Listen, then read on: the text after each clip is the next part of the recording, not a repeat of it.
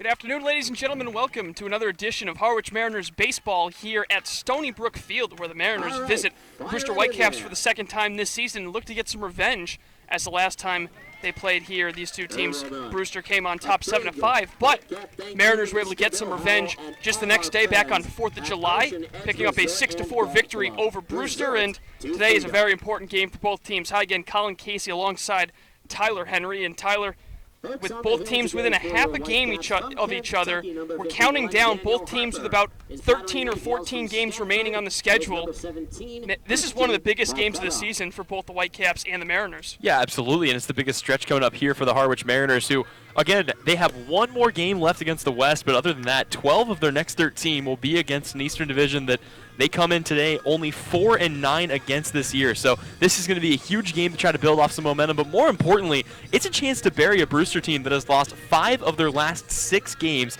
a chance to come out here and beat them on their own home turf and maybe take a game-and-a-half lead in the playoff spot out of this game. So a huge day. They could swing momentum for either one of these two teams, and we'll see whether or not Harwich can capitalize.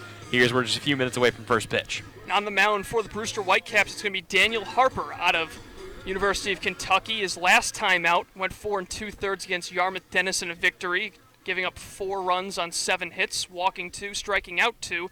He's 0-1 on the season with a .613 earned run average. And leading things off for the Harwich Mariners is going to be the right fielder out of LSU, Daniel Cabrera. Cabrera had a 2-hit game yesterday, came around to score twice. And the first pitch of the ball game from Daniel Harper misses up and away for ball 1. Yep, Cabrera's been the table setter for this team all season long, and he'll get another chance here to try to start things off well against Daniel Harper, who's looked okay this year, but has been susceptible to giving up big hits. There he pulls the string on Cabrera to even the count 1-1. Daniel Cabrera, drafted in the 26th round out of high school back in 2017 by the San Diego Padres, and is one of the top talents in this upcoming draft in 2020 as he rolls over on one. It's a ground ball to second. Marcus Castanon throws on to first for out number 1. See, that was a pretty typical play, but Marcos Castanon has been playing out of his mind defensively over the last couple of weeks. He's made a couple of Sports Center-esque plays, and we'll see whether or not he gets tasked with making another one here today as Chris Galland stands in. Galland has found himself in the 2-hole over the last couple of games. And boy, did he have a big one yesterday, driving in a couple of runs, including the game-winning one that he walked in as he'll swing at the first pitch and pop it up foul straight back out of play. Yeah, that really felt like a Hyannis game, a team that just kind of finds ways to lose, and yesterday it came with some poor pitching late in the game as Harwich was able to capitalize. Now again looking to take some momentum here into this Big East stretch. 1-1 misses low. They appeal down to first, a quick signal from first base umpire Tom Ryberg that he did not in fact go, and Ryberg is joined by Kyle Fechtow behind the plate and Michael Finn over at third. The 1-1 will miss outside for a ball. Yeah, maybe a little bit low there, too. Very good patience here from Chris Galland, who has found his way on with numerous walks this year, and he'll try to add another one here. Had one of the biggest walks of his career just a day ago. Galland swings and fouls one off to the right, and Tyler, of course, we saw the speed from Galland as well as we see in pretty much every start. He stole a couple of bases to pad his team high, which is now 10. Yep, he's been just terrorizing pitchers and catchers on the base paths all year long, and that's kind of the thing with Chris Galland. When he finds his way on, he's more than likely going to find his way over into scoring position at some point or another. 2-2 from Harper is swung on and missed for strike 3, so Daniel Harper making quick work of the Harwich Mariners in his first inning. He picks up a strikeout, 2 away. Yeah, and let's take a look as Nico Cavadas comes up here at Harper in there for the Brewster Whitecaps. It's been an interesting season for him, a 6.13 ERA, and to go along with that, he has walked 8 guys compared to 10 strikeouts, so control hasn't necessarily been his forte this year. Cavadas swings the first pitch and fouls it off. Let's take a quick look at the Mariners lineup. You saw Daniel Cabrera and Chris Galland bat 1 and 2. Nico Cavadas at the plate batting third and playing first. Christian Fedko at second batting cleanup. Joey Weimer in center field, batting fifth as the 0-1 will miss just inside. Mike Ludwig, the DH, bats sixth. Mike Rothenberg, the catcher, will bat seventh. Third baseman Corey Acton will bat eighth. And Hal Hughes will round things out at shortstop for the Harwich Mariners. 1-1 is fouled off just to the backstop. Yeah, and in a game against Orleans earlier this year, it was the best pitching performance of the entire season out of Daniel Harper as he was able to pitch 4 scoreless innings, but that game was washed away due to some rain conditions, something that Harwich has been no stranger to this year, and all those stats dropped off of his average here as Nico's going to be hit on the hand. That can't feel good. He's kind of clutching it, but he'll take his bag here, and it almost looked like that one kind of went off the bat a little bit, but right off the hand, that's always the biggest fear for a lot of guys, is Nico will be the first base runner here for the Harwich Mariners with 2 outs. Yeah, and he's really holding that right hand, as it kind of looked like it got him right on the outside of the arm, just below the wrist maybe, but for now we've got the training staff out there and Coach Engler taking a look. And the umpires are having a conference here. I'm not sure what this is about, as maybe somebody was going to contest that it hit the bat, but you definitely didn't hear the bat there at all. I mean, it was completely deadened by the hand of Cavadas, who's still getting some work over there at first base, and they're going to give him some time as the training staff will come out and tape up his hand. So that'll bring up Christian Fedko. And once again, Colin, with 2 outs, the Harwich Mariners find a runner on base. They have the worst on-base percentage in the league at just .268. But with 2 outs in their last 6 games, they have an on-base percentage of almost .500, and they've also gotten 45% of their hits and 47% of their runs with 2 away. So we'll see if Fedko can continue that trend with Cavadas on first. He will stay in the ball game. And now Harper looking to bounce back and try to retire the Mariners in the first inning without giving up any runs. Fedko with a quick discussion with the home plate umpire. Now he digs in. And play is resumed. Fedko hitting .274 on the season. The first pitch he sees misses outside. It's a relatively windy day here at Stony Brook Field, as the wind is blowing straight out to center field, so maybe a little bit off to the left as well, but it's going to be a hitter's day here, and we've already seen Harwich get taken deep a number of times here at Stony Brook. Maybe they can add a few home runs of their own today. 1-0 from Harper, and that one is over for a strike. Harper really going to that fastball a lot here early, trying to set up with the heat and then come with his off-speed pitches as strikeout pitches. So far, he has gotten 1 retired in Chris Galland. Fedko, an on-base percentage of .372. Among the team high, as that one's fouled straight back, 1-2. And he's kind of looking in disgust there, as that was the pitch he would have wanted to go get. A high fastball and kind of left up there by Harper, but he gets a little bit under it and tips it back to the screen. But I'll tell you what, he barrels that thing up. That might be over the scoreboard and left. He just missed hitting a home run yesterday. Hit a ball pretty hard out towards fairly deep left field at White House Field. Probably would have been out in this ballpark, just .315 down the left field line.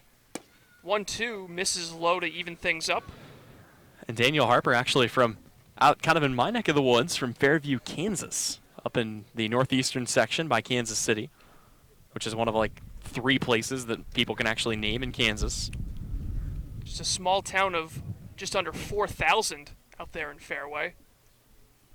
Breaking ball on 2-2 is fouled straight back. And it's actually kind of crazy that he didn't go to KU. He said it felt like home the moment he stepped on campus at the University of Kansas, but he currently goes to Kentucky. So a little ways from home, and he's kind of just made his way further and further east, as now he finds himself here in the Cape Cod Baseball League for the summer. Hudson with a long look in. Cavadas the runner at first. Not a big threat to run, as he's still looking for his first steal of the season. 2-2. And Fedko swings at a pitch above the letters and is able to foul it off straight back. Yeah, Cavadas is taking maybe a step and a half off of first base, as he has no interest in getting thrown over on something that happened a lot the last couple of times he's found his way on base. So definitely not a big threat to steal, but certainly a threat to come around and score, as a number of times he's found his way on, and Harwich has been able to drive him in.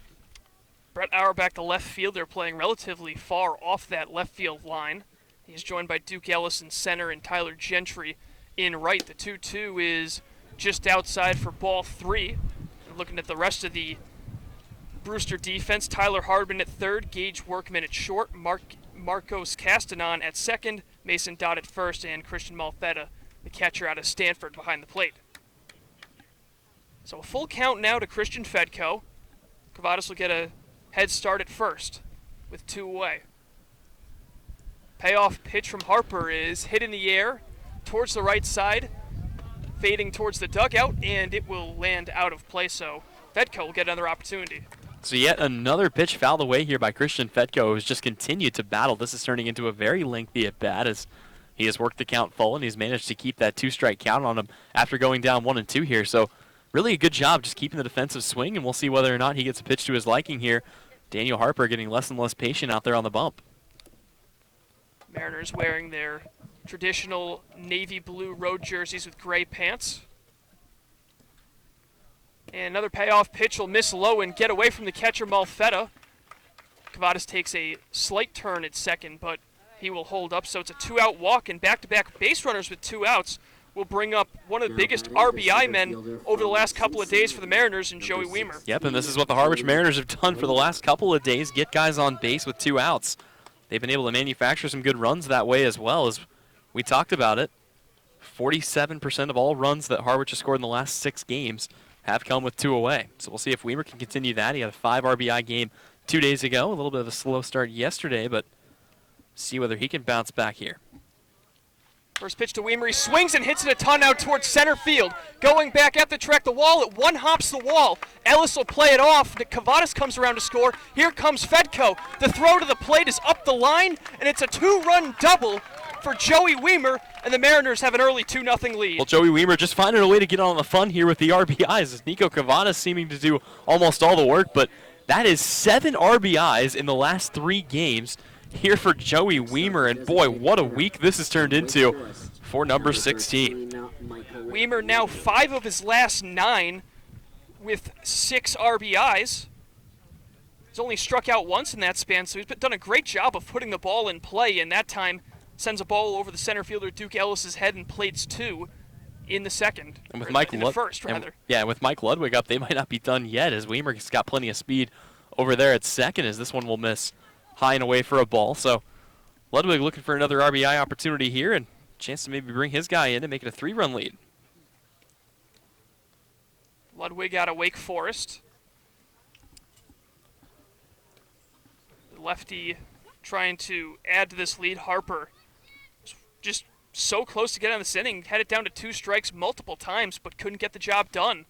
And Ludwig takes a big cut at one upstairs and fouls it off. And I'll tell you what, the wind had kind of died down there for Weimer, but if that had been blowing out to center field, he may have tucked that one just over the yellow bar there on the fence. He gave that thing an absolute ride out to center field and finds himself in scoring position here with 2 away. Ludwig on a 3-game hit streak. Went 2 for 4 in his last start, that coming against YD on the 15th, just 2 days ago. Weimer off second, the 1-1. And now it's a chopper up the middle. Going to be a tough play by Workman. He gloves it, spins, the throw, it gets away! And in comes Joey Weimer, and that's going to be an error on Workman, a throwing error, and the Mariners with 3 in the first inning, all coming with 2 outs. You got to just eat that ball. I mean, I get what Gage Workman's trying to do out there. He's trying to make something out of it and try to preserve the inning, but at the end of the day, if you don't have a clear throw and you're just going to toss that ball away and let Weimer come in to score, I mean, this is part of the reason why this Brewster Whitecaps team has been losing as much as they have the last couple of days. So Harwich, a dream start here, and the inning continues as Mike Rothenberg stands in, and I think now might be a good time to bring up the fact that Rothenberg's still looking for his first home run, despite being in the College Home Run Derby. Here for the Mariners, he has not hit one out yet. 3 runs on just 1 hit so far in the first inning for Harwich. And he swings and hits this ball out towards left. Auerbach coming in, he makes a running catch, and that will end the inning. But not before some more 2-out magic from the Mariners. They score 3 times with 2 away in the first, and after a half inning, it is Harwich 3, Brewster nothing. You're listening to Harwich Mariners Baseball on the Mariners Radio Network. By Monomoy Real Estate and Construction.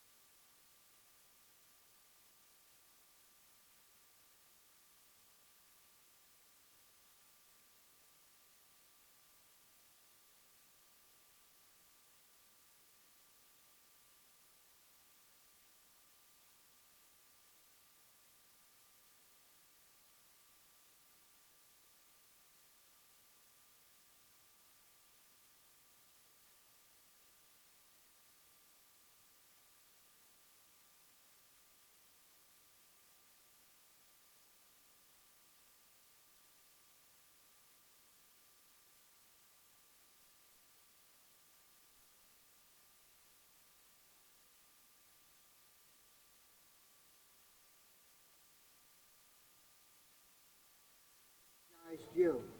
As a reminder, the Beach House Spa and all the restaurants at Bottom of the first inning from Stony Brook Field. The Harwich Mariners off to a big start and a big game against the Brewster Whitecaps. Both teams battling for that fourth and final playoff spot with just over a dozen games remaining on the schedule for both of them. And today it's going to be Nick Swak getting the start. Swak actually started the game against Brewster back here at Stony Brook Field, where Mariners fell behind and couldn't come back. Final score in that one was 7-5. So Nick Swak trying to get a little bit of revenge against a Whitecaps team with a lot of guys who did a lot of damage over a couple of games against Harwich. Yeah, and like a fine wine, it seems like he's been getting better and better with every single start. His last outing in between this one and that one came against the Orleans Firebirds back on June 10th, where he was able to go 5 innings. He gave up just 6 hits, no earned runs, although he did allow 2, and he struck out 2 guys compared to just the 1 walk. So the one thing we know about Nick Swak, he's going to be a guy who pitches to contact, and for a Brewster team that has kind of been struggling in the lineup, that could certainly play into Harwich's hands, as he'll be now pitching with a 3-run lead. And one more note, Colin, as we talked about it all year long, but now, after some research, we have numbers to put along with what we've been saying about Harwich his ability to hit with 2 outs. Now in their last 7 games, 11 of the 20 Harwich Mariners runs have come with 2 away. It's amazing the way the resilience of this team. We know they've struggled offensively, being in the bottom in terms of team average, on-base percentage, and all that, but with 2 away, it seems like they're a completely different team compared to what we've seen leading off innings. And speaking of leading off, Brett Auerbach will lead things off for the Brewster Whitecaps. They try to cut into this 3-0 deficit.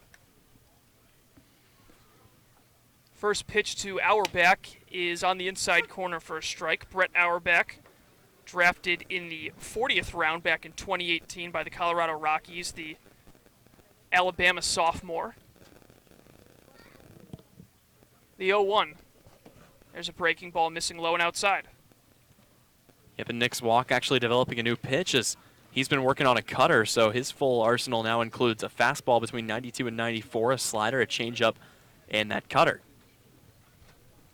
1-1 on the way from Swak, and that is just below the knees. Let's take a look at the Brewster Whitecaps lineup. You got Brett Auerbach in the left field leading off, Gage Workman, the shortstop, batting second, Tyler Gentry, the right fielder, third. Tyler Hardman, the third baseman, batting fourth. Mason Dodd, the first baseman, will bat fifth, as the 2-1's in there for a strike at the knees. As Marcos Castanon will bat sixth and play second. Christian Malfetta will catch and bat seventh. Kurt Wilson, the DH, batting eighth. And Duke Ellis, center fielder, formerly of the Catuit Kettleers, will bat ninth for Brewster in this one.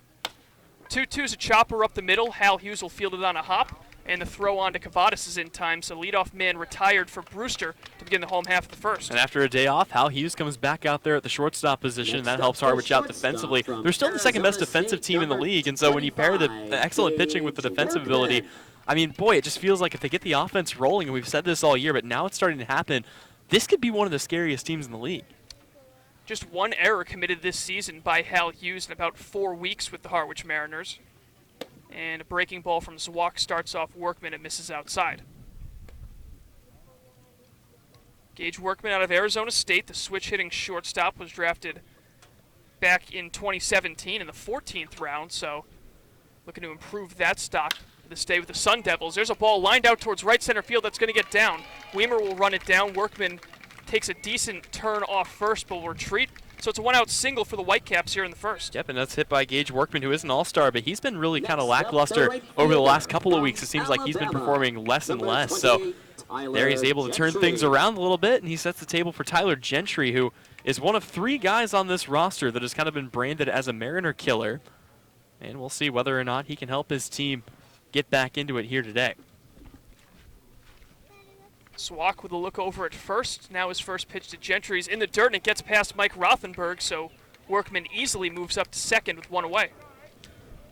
Of course, Tyler Gentry back against the Harwich Mariners, had the 2-run home run back in the 5th inning during the second meeting between these two that eventually became 2 of the 3 decisive runs as they got a 7-5 victory.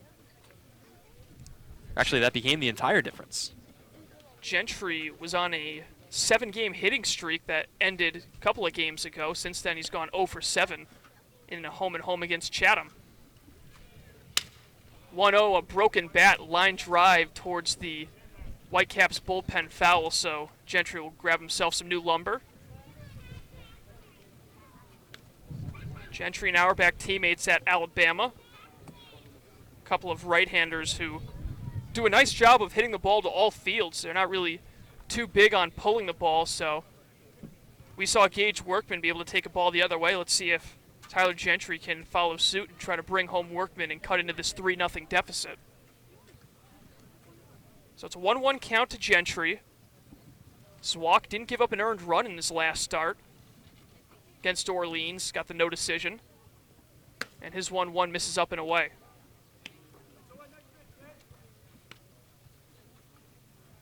Went 5 innings against Orleans, 6 hits allowed, the 2 unearned runs, and just 1 walk. So control hasn't really been an issue too much this season for Nick Zwak. Yep, not a guy that's going to have a ton of strikeouts, not a guy that's going to have a ton of walks, just a guy that's going to pitch to contact and trust a very good defense. So see whether that plays into his hands today. Workman takes off. The pitch is a ball to throw down, and he's out. So Mike Rothenberg makes up for the pass ball, and he catches Workman stealing third. It's 2 away. And boy, that was a bold move there by Gage Workman to try to swipe third. Not sure who gave the signal to send him there, but on an arm as good as Rothenberg's to try to go the short way there, he was able to just kind of step back behind Tyler Gentry, and, well, now the bases are clear here. Nobody on, and 2 away. The Mariners might get out of this inning without giving up a run yet. The 3-1, and that one's in there for strike 2, and a great tag as well by Corey Acton over at third, as Workman got a great jump off of second, but Acton able to reel in that pretty solid throw and just drop it down right on the bag to tag him. The payoff pitch is chopped towards Acton, but he will field it in foul territory. They'll do it again. Yeah, Acton, another guy who's been a bit, he's really struggled with the bat in his hand, but his defensive ability kind of helps make up for it, and there's another excellent play out there in the field by today's third baseman for Harwich. So with a full count, we'll see whether or not Nick Zwak can find a way to get his first strikeout of the day and retire Tyler Gentry. Here's the payoff pitch again, and it misses low and outside for ball 4. So Gentry with a 2-out walk, and now the Whitecaps trying to repeat the success that the Mariners had with 2 away in the top half of the inning, and they bring up a dangerous hitter in Tyler Hardman, who had a 2-home-run game. The last time these two teams met drove in all 4 runs for the Whitecaps in a 6-4 loss. Yeah, and one of those was a 3-run bomb in the 7th inning, so he is definitely no stranger to hurting Harwich and their hopes. He's also helped his team get a couple of key victories on days where Harwich won but wasn't able to pick up any ground because Tyler Hardman carried the team to a win. First pitch to Hardman is on the outside corner for a strike. That home run, it was a 4-1 ball game, and Nick Stewart came in to try to preserve the lead, and just one swing the bat tied things up. But Christian Fedko coming up big later for the Mariners allowed them to get the big victory. The 0-1 swung on and missed in the dirt, so Hardman not finding that same success in this at-bat. He's behind 0-2. Swinging for the fence there, and that was an excellent job utilizing the cutter there from Nick Zwak, as he was able to get a little bit of late action moving down on that fastball and just got Tyler Hardman to swing over the top of it. Gentry the lead off of first, and the 0-2. It's a breaking ball swung on and missed, strike 3, so after the 2-out walk, Zwak retires Hardman on 3 pitches for his first strikeout, and the inning is over. So after 1, the Harwich Mariners lead 3-0 on the road at Stony Brook Field against the Brewster Whitecaps. You're listening to Harwich Mariners Baseball on the Mariners Radio Network. Game time is 6.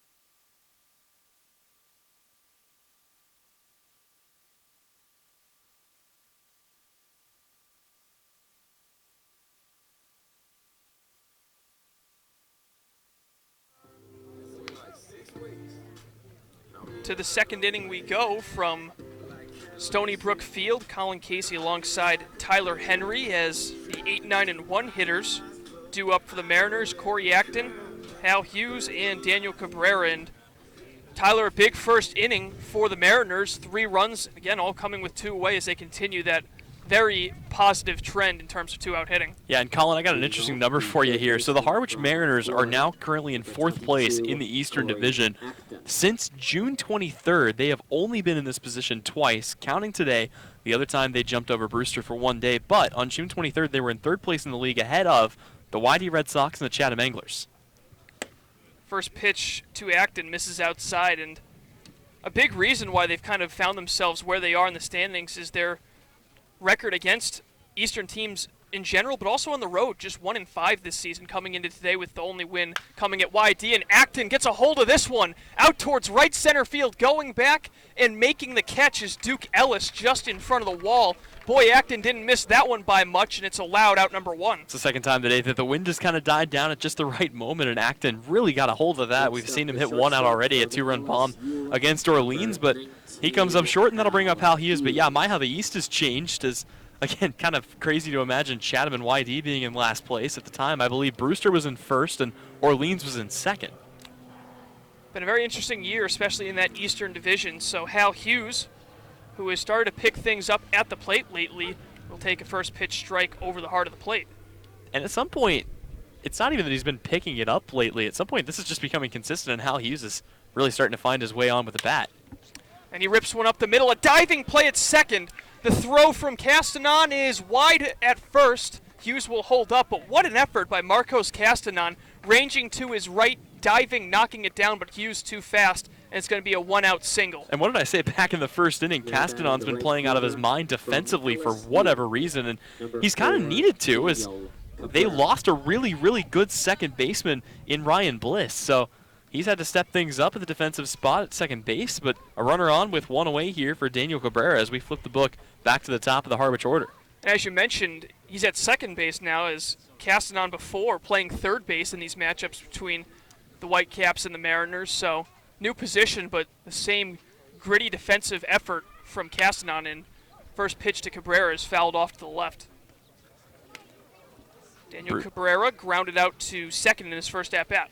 Brewster kind of got off to an abnormally good start this year. Everybody remembers the 6-game winning streak that they were able to rip off, and Orleans had a 6-game winning streak of their own, but both teams have really cooled down. As a throw-over, we'll check Hal Hughes back. So Harwich has kind of been there, just kind of playing consistently all season long, and you know, it's kind of paid off for them as they now have slowly but surely worked their way back up into the Eastern playoff picture.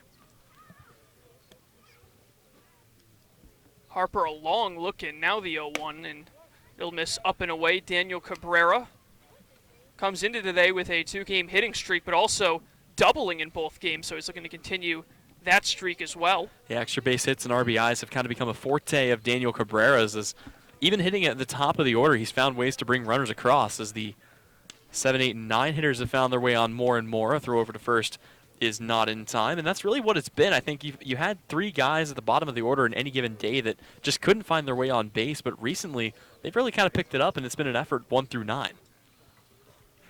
Lead off of first by Hughes, and now another throw over as Harper really worried about the LSU shortstop over at first. And for as fast as Hal Hughes is, we haven't really seen him steal a ton of bases this year. When you think about all the speed that Harwich has, Hughes isn't immediately one of the guys that comes to mind, but certainly does have that capability. Yeah, just the 1 steal on the season for Hal Hughes. The 1-1 is popped up foul. Malfetta gives it a look, but it'll be out of play. Trying to take a look here, and yeah, this season, Hal Hughes on the year. Not a ton of stolen bases for him as we track this down, just the 1. Takes another lead off of first. The 1-2 from Daniel Harper. Here it is. And it misses low in the dirt. Malfetta loses it, and taking off is Hal Hughes. He's into second standing, so a heads-up play by Hal Hughes, and he ends up in scoring position now with 1 away and one of the biggest RBI threats on the team at the plate. Yep, an opportunity for Hal Hughes to maybe drive hit, or for Hal Hughes to be driven in by his teammate, as Daniel Cabrera standing in, LSU Tiger to LSU Tiger. We know Coach Engler likes to keep those guys back-to-back in the lineup, even if it is 9-1. So Cabrera looking for double digits on RBIs this season. He's been at 9 for almost a week now. the 2-2. There's a high pop-up just onto the outfield grass. Backing up is Workman, and he will make the catch for out number 2. So here it is with 2 outs. We'll see whether or not Harwich can continue just piling on runs here, as Chris Gallen will come to the plate, one of the few guys that did not reach the first time through the order. He struck out, and he'll look to have a bounce back at bat here with a runner on second. Gallen, the Sudbury, Mass native, attends Boston College, so very familiar with this league growing up in eastern Massachusetts. Daniel Harper with a look over at Hughes at second, and he comes home. And it's a fastball below the knees, ball 1. Yep, and again, Gallen's been one of the more patient hitters in the lineup for Harwich this season, so even a walk with 2 away would put Nico Cavadas up with a runner in scoring position. Plenty of options here. Doesn't have to be anything too wild here for Chris Gallen. 1-0. That one's in there for a strike. Gallen is able to raise his on-base percentage, after yesterday's game. It was at 296 coming in. It's now all the way up to 329 after 2 hits and a walk.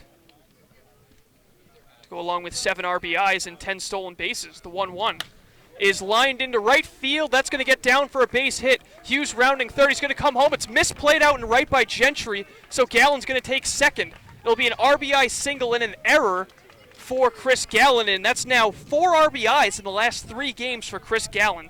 Gallen just continuing to pour it on here, and yeah, a tough ball out there for Tyler Gentry in right as he tried to scoop it up and was unable to do so. So Hughes comes across the score easily. He probably would have made it in anyway, but this gives the advantage of having a runner in scoring position for Nico Cavadas. 2 out hitting once again. All 4 runs in this game coming with 2 outs, and they continue that trend that we've noticed over the past week, 2 weeks, basically the whole season. Just a lot of 2 out hitting. First pitch to Nico Cavadas misses low and inside as Harper really trying to rebound after a rough start.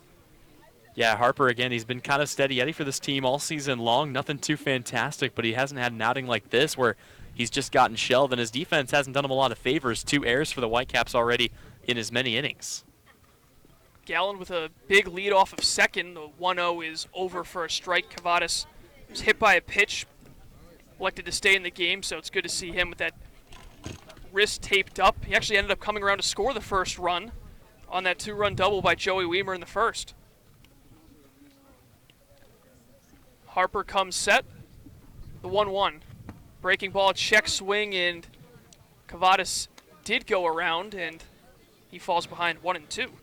Yeah, Cavadas probably wishes he could have the fastball that he saw just a few minutes ago back, but he'll have to stand in and battle with a 1-2 count. He's been one of the most aggressive hitters in the Harwich lineup all season long, and he'll look to get something accomplished here down in the count. Maybe he'll get a Daniel Harper mistake pitch if he tries to challenge him with a high fastball here. 1 ball, 2 strikes. A look at second and a throw over, and Gallen, the ball hits him on the helmet, and it gets away. Looks like he's all right. His helmet actually popped off immediately after getting hit. So Gallen, now standing on second, kind of rubs some dirt off of him and seems to be okay. Yeah, and he's lucky that that ball did go off his helmet, not for Gallen, but for Daniel Harper, as if that thing had gotten past, it would have been a chance for Gallen and all his aggressiveness to move up to be just 90 feet away. But with 2 outs, he stays on second, and Nico Cavadas will still have to stand in and face a 1-2 count. Cavadas awaits, and the pitch. And it's a high pop-up. Cavadas out in front of that one. Coming over is Malfetta, still coming over, and instead it's going to be the first baseman, Mason Dodd, who makes a catch right in front of the Mariners' dugout for the 3rd out. But the Mariners add another insurance run through 1.5 at Stony Brook Field. Harwich leads 4-0. You're listening to Harwich Mariners Baseball on the Mariners Radio Network. Fast, fair, simple, and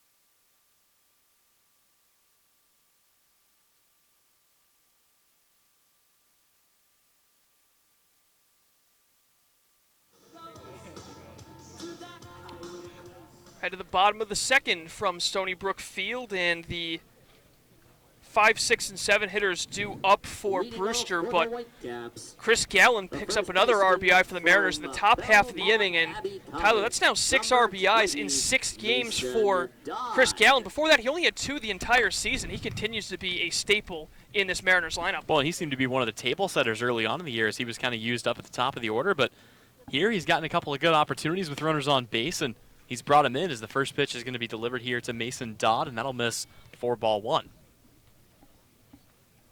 Dodd out of Belmont Abbey, the first baseman. A little bit of a pull hitter, so no shift from the Mariners, but wouldn't be surprised if he's able to yank one on this at-bat as he's ahead in the count now, 2-0. Yeah, plenty of room right now up the middle if he can find a way to kind of put it there. And aside from that, the Harwich Mariners playing pretty standard out in the outfield at least. And that 2-0 is over for Nick's walk for a strike, and despite the 0-2 record, Tyler, Nick's walk, pretty solid numbers on the season, an ERA in the 2s. I guess he's just kind of been the victim of some lackadaisical run support. I mean, him and Antonio Menendez both. As the 2-1, he gets it past Dodd, and the stuff's been there for Zwak. He's been generating a lot of weak contact. That's been his game, as you mentioned earlier. Not a lot of strikeouts, but also not a lot of walks, so he pounds the zone, but efficiently as well.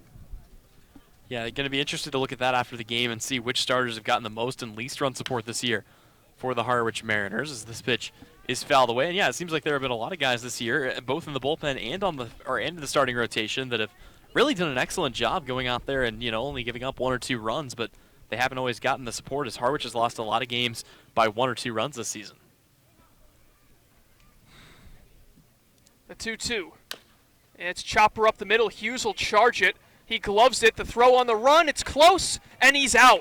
Another nice play from Hal Hughes. A bang-bang play at first, but the throw just beats Dodd, and he's retired to begin the home half of the second. And what Hal Hughes brings to this defense cannot be overstated one bit. He is just fantastic out there. Everything looks smooth, and a lot of guys would look really choppy trying to charge in and make a play like that, but very, very content for Hal Hughes as he comes in and delivers a smooth strike to first to retire Mason Dodd.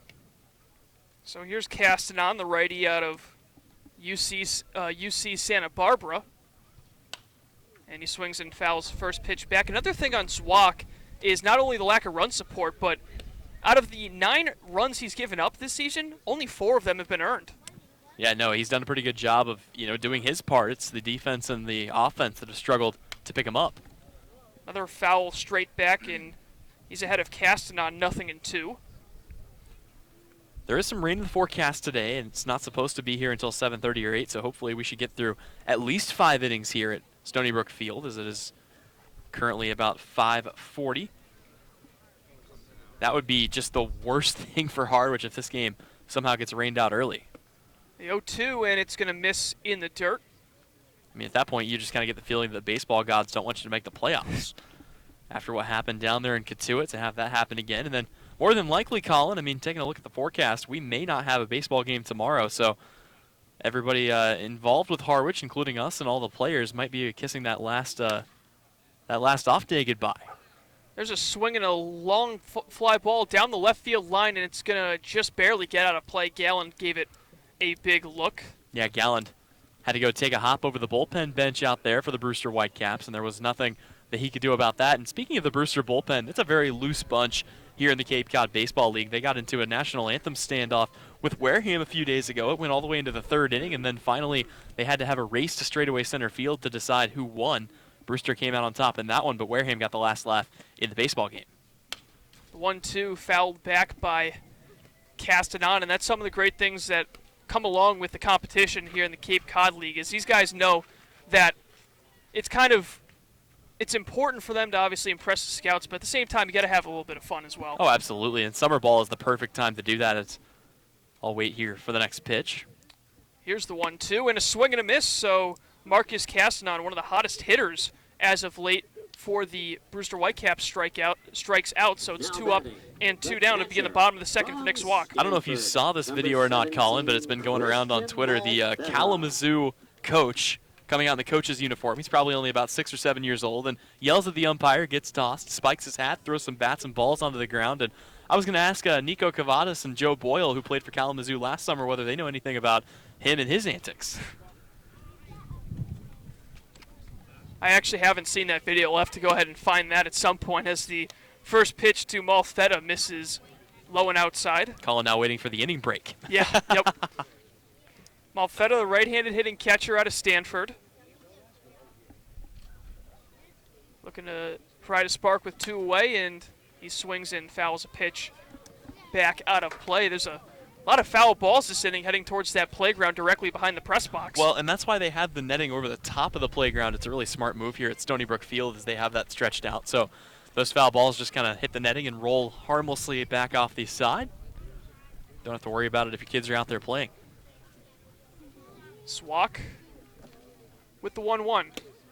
Misses high and away to Malfetta, who went 1 for 3 yesterday, scored a run, one of the 2 runs in the loss to Chatham. That was actually 2 days ago, so Malfetta getting the night off last night. The back end of the home and home. 2-1 is waved at and missed for strike 2. But Malfetta coming in with a .364 on base percentage, so he's found a way to get on base a lot despite the .229 batting average. Yeah, it's been his defense that's been a little bit suspect over the course of the last few weeks as he's had a couple of blunders, one of which cost Brewster a whole game. 2-2 misses up and away, and he's looking to make up for it with his patience with 6 walks on the season and just 35 at-bats. So he's been able to get on base via the free pass, and the full count he'll try to keep this second inning alive for the Whitecaps. Swak ready, now the 3-2. And it misses low and inside as Malfetta has to dance out of the way of it, and it's a 2-out walk, the second surrendered by Nick Swak here in the second. And Harwich continues to give up 2 out base runners of their own, but they've done a pretty good job of limiting how many of them have come around in the last 2 days. It seems like they've given up at least 8 or 9. But I don't think only 1 came in and scored. So here comes the 2-way player, designated hitter Kurt Wilson, who doubles as a relief pitcher, the Texas Tech Red Raider. Swak working from the stretch. His first pitch is over for a called strike. Wilson hitting .333 on the season, but he's only batted a few times. In fact, his start on July 3rd against Harwich, as that pitch is over for a strike, is just one of 2 starts in the field coming into today for Wilson. The other being the day before on July 2nd at Falmouth. So a guy who has seen a little bit of action both in the field and on the mound as he's pitched in 2 games. The 0-2 is fouled right off of Rothenberg's mask, and he seems to be okay, rubbing some dirt off the mask before removing his helmet and putting it right back on. Yeah, that one actually knocked the mask off of Rothenberg, and kind of a scary shot there to take, but he doesn't appear to be too shaken up. And every time we see Rothenberg take a hit like that, he doesn't stand up and walk around to walk it off. He just kind of stays down in his crouch and gets right back to business. Malfetta the runner at first, the 0-2. And that breaking ball misses upstairs as Rothenberg bluffs a snap throw down to first, 1-2. It's going to be very interesting with the rain in the forecast, Colin, to see where these games are going to be made up for other teams in the league. Harwich still has an off day to burn, but I think they're one of only 4 or 5 teams that still has that luxury. 1-2 misses outside, and correct me if I'm wrong, I believe the start date for the playoffs is August 2nd, so it is. Worst case scenario, they might be able to throw a game on August 1st. Can you imagine playing your last regular season game on August 1st and then turning around with no off day at all and going right into a playoff series? That could turn into a very brutal situation for somebody. 2-2 is grounded towards the Brewster dugout, and as of right now, as the schedule looks, these 2 teams will play their final 2 games in a home-and-home series on July 30th and 31st. Yep, the final game of the season coming right here at Stony Brook Field. Could end up being a decisive game deciding who's in and who's out, depending on how the rest of the division shakes out. And the 2-2 misses just outside, so nice at-bat here from Wilson as he's able to work the count full. And And that'll give Malfetta a head start at first. Yeah, you got to think if nothing else, it's going to be a chance to pick up 2 full games on somebody for one of these teams or the other. So for Harwich, they could eliminate Brewster if they can get 2.5 games ahead going into that final home and home. The 3-2 is fouled off once again. And really at this point, I think it seems like it's time to let Whitey and Chatham go. They're far enough ahead that it's going to be helpful for Harwich if they can come out and kind of beat these other teams in Orleans and in Brewster. So it's just about hoping that those two teams kind of fall off a cliff. Orleans last season lost, I believe, 10 straight to finish their year. Seemed like the guys just kind of weren't really into it, and they missed the playoffs by half a game.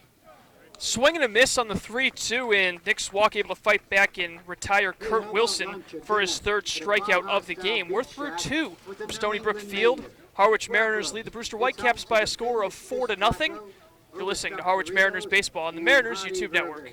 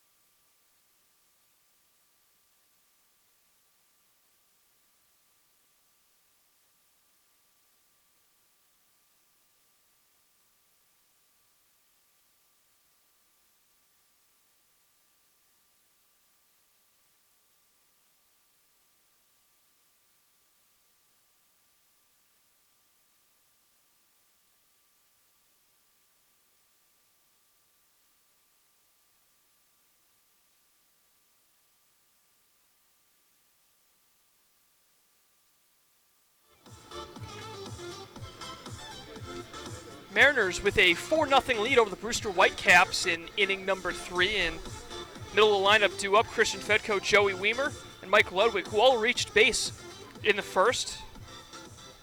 Fedko and Weimer both coming around to score, and Weimer with that big 2-run double with 2 away.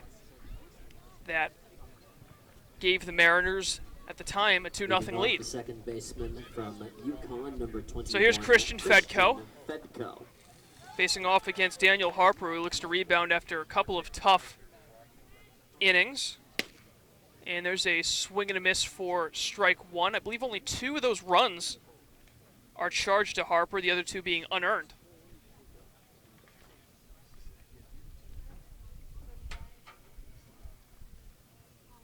And the pitch to Fedko is hit well out towards left field. It's going to fall in front of Brett Auerbach for a leadoff single. So Christian Fedko found himself a little bit too far in front of that pitch, but he was able to wrap his hands around it and drop it in for a leadoff single. Number 16, Joey Weimer.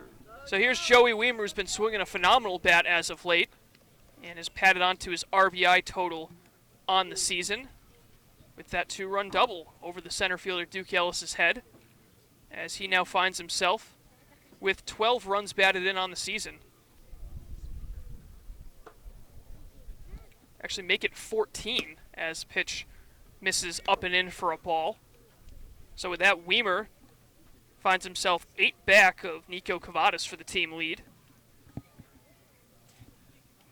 as he is still second in that category on the Mariners, and finds himself ahead 2-0 as first 2 pitches from Harper miss. Right now, no action in the Brewster Whitecaps bullpen, so despite the struggles early, it's Daniel Harper's game for the time being. Fedko takes his lead off of first. And the 2-0. Misses low and outside, so Weimer will have a 3-0 count, and looked like Weimer kind of wanted that pitch despite it being off the plate. He shook his head in disgust. See if he has the take sign. Harper needs to throw a strike here to keep himself alive in the at-bat. The 3-0 will miss below the knees for ball 4, so it's a single and a walk to lead off the third for the Mariners, and they're in business with Mike Ludwig coming to the plate. Fedko advances up to second, and now we're going to get a bit of a mound visit between Harper and his catcher, Malfetta. Take a look at our table for 50-50 tickets, including a bevy of prizes from As mentioned, the Mariners find themselves half a game up on Brewster coming into this game. The Whitecaps playing one less game than the Mariners, so they could be able to make that game up. But the win today, the Mariners would be a game and a half up and have an opportunity with a lot of Eastern games coming to make their way up the division standings. Reminder that the top 4 teams in each division make the playoffs. And the first pitch to Mike Ludwig is over the low and outside corner for a strike. Ludwig reached on an error back in the first that ended up bringing in Joey Weimer. Gage Workman had thrown that ball away after making a nice play getting to it, but he spun and kind of just threw it blindly, and it went past first baseman Dodd up against the fence near the dugout. 0-1 is fouled back into the netting. So Ludwig looking to bounce back. He's really been swinging the bat pretty well as of late. Just 2 RBIs on the season, however. Got an opportunity, though, with Fedko on second and Weimer at first to add to that total. Harper looks at second. Now comes home with the 0-2. It's a breaking ball, and Malfetta has to lunge at it to keep it from going to the backstop, 1-2. Ludwig with 3 walks on the season compared to 16 strikeouts, so worst case, if he's able to get on via a walk, he'll load the bases for the catcher Mike Rothenberg, who's sitting in the on-deck circle. But right now, he's trying to extend that hitting streak to 4. The 1-2. Swing and a miss, strike 3. He was late on the fastball, and Ludwig is retired for out number 1. So that'll bring up Mike Rothenberg, who ended the first inning with a fly out to left.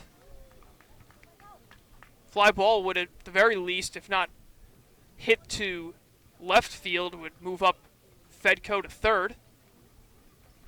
Duke Ellis playing relatively deep out in center field, as he has been throughout the game. Seems like he's kind of moved back ever since that double got over his head back in the first off of Weimer's bat. And there's a high pop-up heading his way into shallow center. Ellis coming in. It's going to fall. The ball is going to drop, and the bases are going to be loaded. So it's going to be a high single from Mike Rothenberg. And now Corey Acton will get an opportunity with the bases loaded and 1 away. All right, Colin, I know everybody else doesn't need it, but go ahead and catch me up to speed. I had to run out and grab the umbrella and the trash bags just in case rain comes pouring down on us as Corey Acton stands in, and looks like the bases are loaded. How'd that happen? Well, if you're just joining us, Christian Fedko led things off with a single to left field, followed by a Joey Weimer walk. Then Daniel Harper was able to strike out Mike Ludwig swinging before that single drops in for Mike Rothenberg. And now Corey Acton, the 39th round pick back in 2018, will get an opportunity. Well, thank you, Colin. My pleasure. First pitch to Acton misses just below the knees. Corey Acton, this is a big-time spot coming up for him, and he's got Hal Hughes standing on deck. He's already reached on 1 infield single so far today, but Acton would love this chance to potentially break out of what's turned into a pretty long skid for him. He just about put one over the wall during his first at-bat, but it turned into a very loud out number 1 to start off the second inning. The 1-0 is hit hard up the middle. It's a base hit for Acton. Fedko scores. Here comes Joey Weimer. The ball's misplayed. Fedko actually stumbles. The throw comes to third. It's a close play, and Mike Rothenberg is in safely. So it's a 2-run double for Corey Acton, who breaks out of a slump, and the Mariners lead at 6-0. And Colin, you mentioned Fedko stumbled a little bit. How about Joey Weimer? He actually lost his helmet and started kind of stumbling halfway down the line, but he was able to catch himself and come across to score the 6th run here for Harwich, and they just keep piling it on. But Colin, with the rain clouds coming in, this feels very, very eerily familiar, as Harwich's other best offensive output came against Katuitt in a game that ended up actually getting rained out. Yep, the hope is that we can at least get this to an official game, which is 5 innings. The Mariners enjoying a 6-0 lead with 2 in scoring position for Hal Hughes, who lays off the first pitch for a ball. Hughes singled and came around to score last inning on a Chris Galland RBI single. So it's Rothenberg at third and Corey Acton at second with 1 away. Still no action yet in the Brewster bullpen. Infield in, and the 1-0 misses low. Yep, big-time AB coming up here for Hal Hughes, who, while he swung a better bat, seems to have been more than a table, or more of a table setter down there in the 9-hole than he has been anything else. Still looking to kind of add a few RBIs to his resume this year. 2 home in the inning for the Mariners.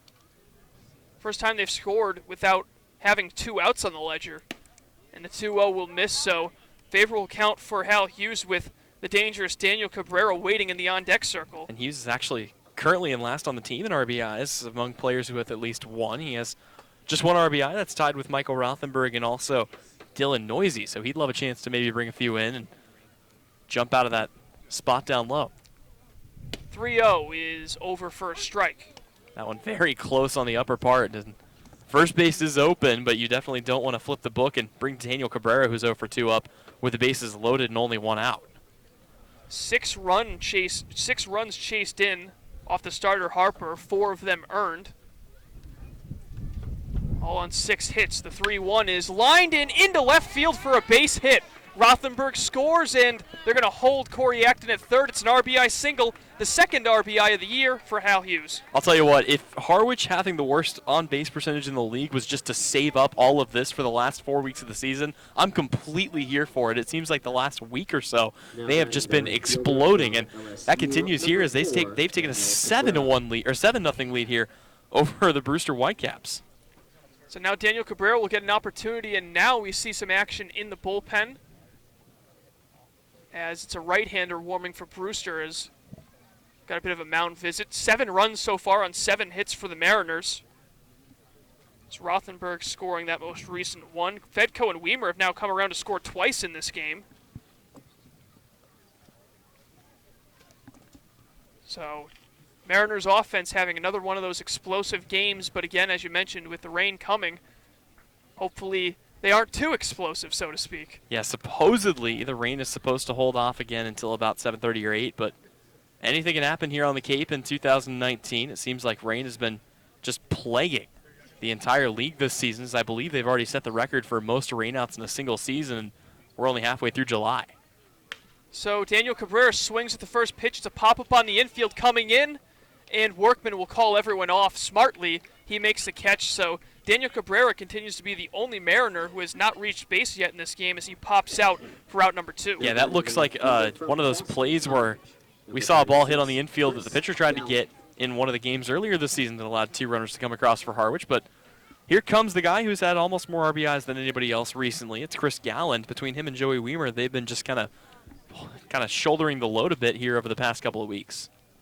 It's been 6 RBIs in 6 games for Galland, and he'll lay off the first pitch for a ball in the dirt. I should say over the last week, as the week before was Nico Cavadas, so it seems like the guy's kind of taking shifts out there driving in runs, and Chris Galland has certainly been on his. With 2 away here, he has a chance to maybe tack another one on. There's the corners, the 1-0. Misses low and outside. And I'll tell you what, Harwich has been barreling up the ball really, really well here. It's not like these have been kind of the looper singles that we've seen throughout the course of the season. These have been really well-hit balls that have just gotten down in the gaps for Harwich. 2-0 the count to Galland. Harper desperately trying to get out of this inning. And Galland rips this ball down the left field line and just misses taking someone's head off down in the Brewster Whitecaps bullpen. And I'll tell you what, he gets a little bit further out in front of that, and he may have a chance to put that down the line, but it's going to be out of play. The count goes to 2-1 here, and Galland will stand back in. Another insurance run just 90 feet away, and still have about 2.5 innings to get through here before this one would go official, no matter what. Galland did have a home run with the Harwich Mariners last season, a walk-off home run. And the 2-1 is over for a strike, even count now 2-2. Really quickly, the Katuitt Cavaliers, the team that robbed Harwich of a victory because of the rain, is already up on Hyannis 3-1. That's the only other game going on right now, as this was the earliest start time. Both of those games starting at 5 o'clock. The 2-2. Breaking ball hit up the middle, and that's going to be a base hit. In to score is Corey Acton, and Chris Galland continues to tear the cover off the ball. That's now 7 RBIs this week and an 8-0 lead for the Mariners. Boy, he's been absolutely killing it again. He had the hottest start to the season for any Harwich Mariner. Then he went quiet for about 3 weeks, and now he's picking it up again. Another RBI for him, and another run comes across. It's now an 8-0 lead for Harwich.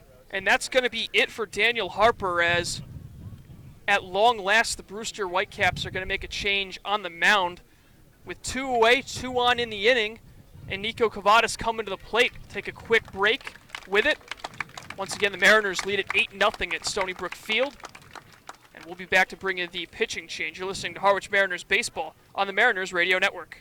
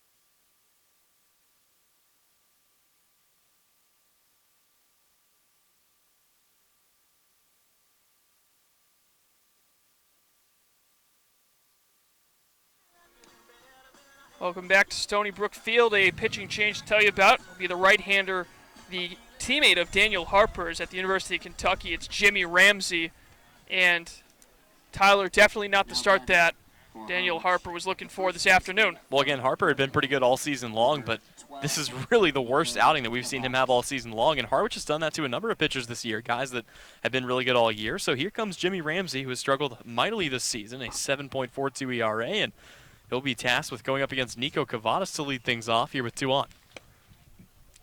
First pitch misses for a ball.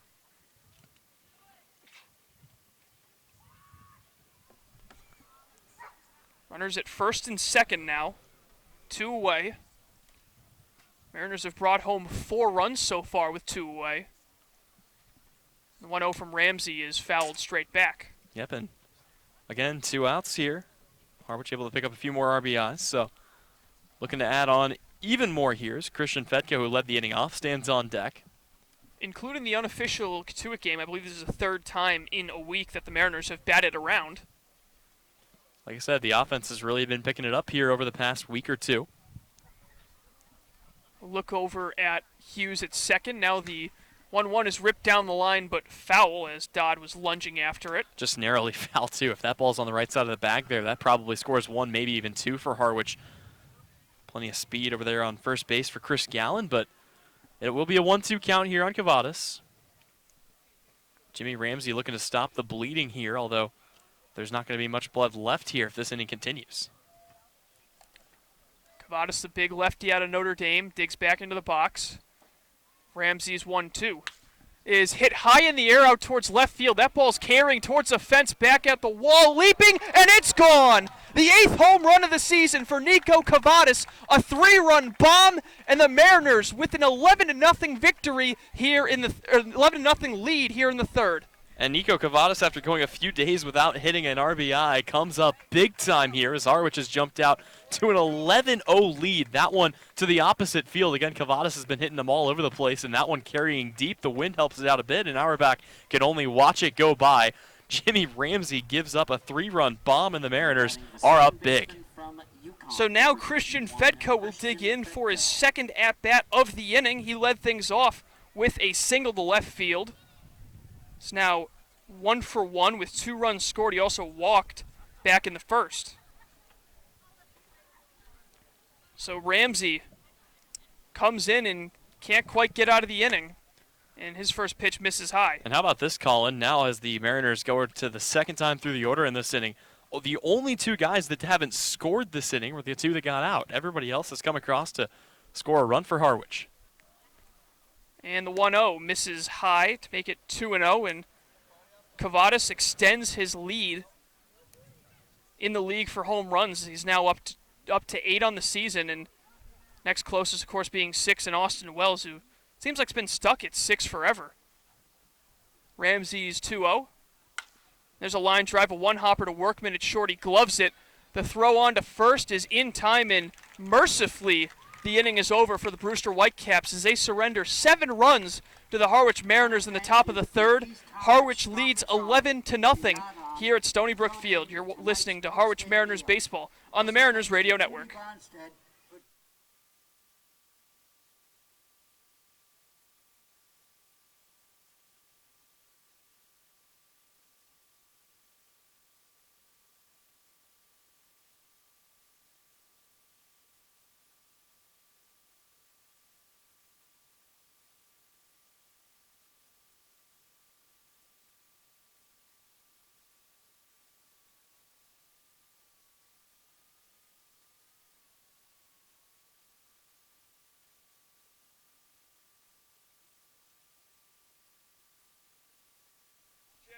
Plug your charger. Okay.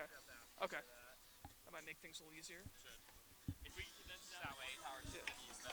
Yeah. I'll unplug my computer too. I'm good. Okay. Yeah. Actually, what am I at? Oh, I'm at 100%. Yes, I am too. Yeah. So what's the only thing that's plugged in? Oh, it's just the power strip. Yeah.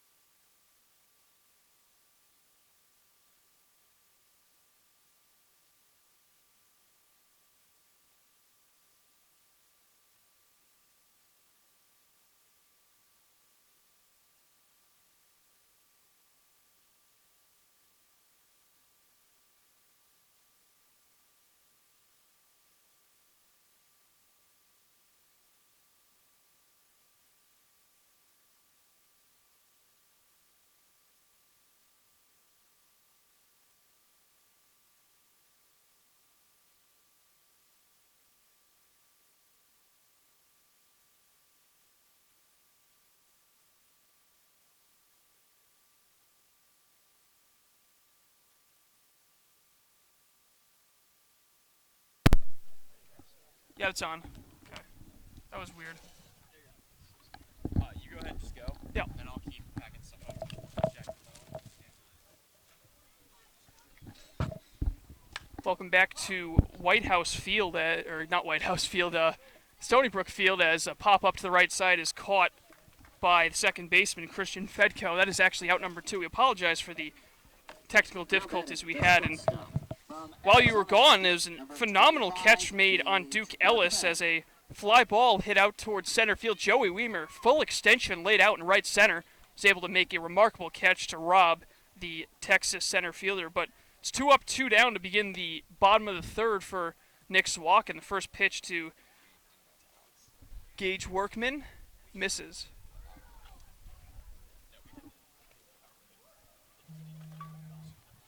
So Auerbach, who grounded out to short, looking to reach base this time, and he swings and misses to even the count 1-1.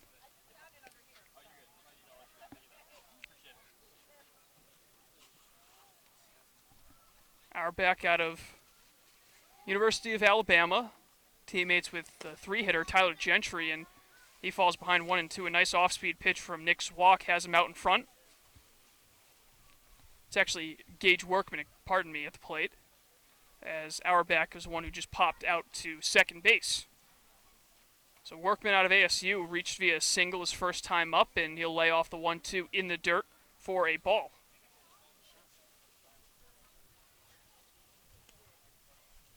Swak looking strong once again, and this time around he's had some strong defense behind him. Just one hit, though, given up through 2 2/3 from the Xavier lefty. From the windup, the 2-2. There's a line drive up the middle, the leaping catch made by Hal Hughes, and a couple of nice defensive plays made by the Harwich Mariners for a quick bottom of the third inning. We're through 3 from Stony Brook Field. It is Harwich 11 and Brewster nothing. You're listening to Harwich Mariners Baseball on the Mariners YouTube Network. And they've got that.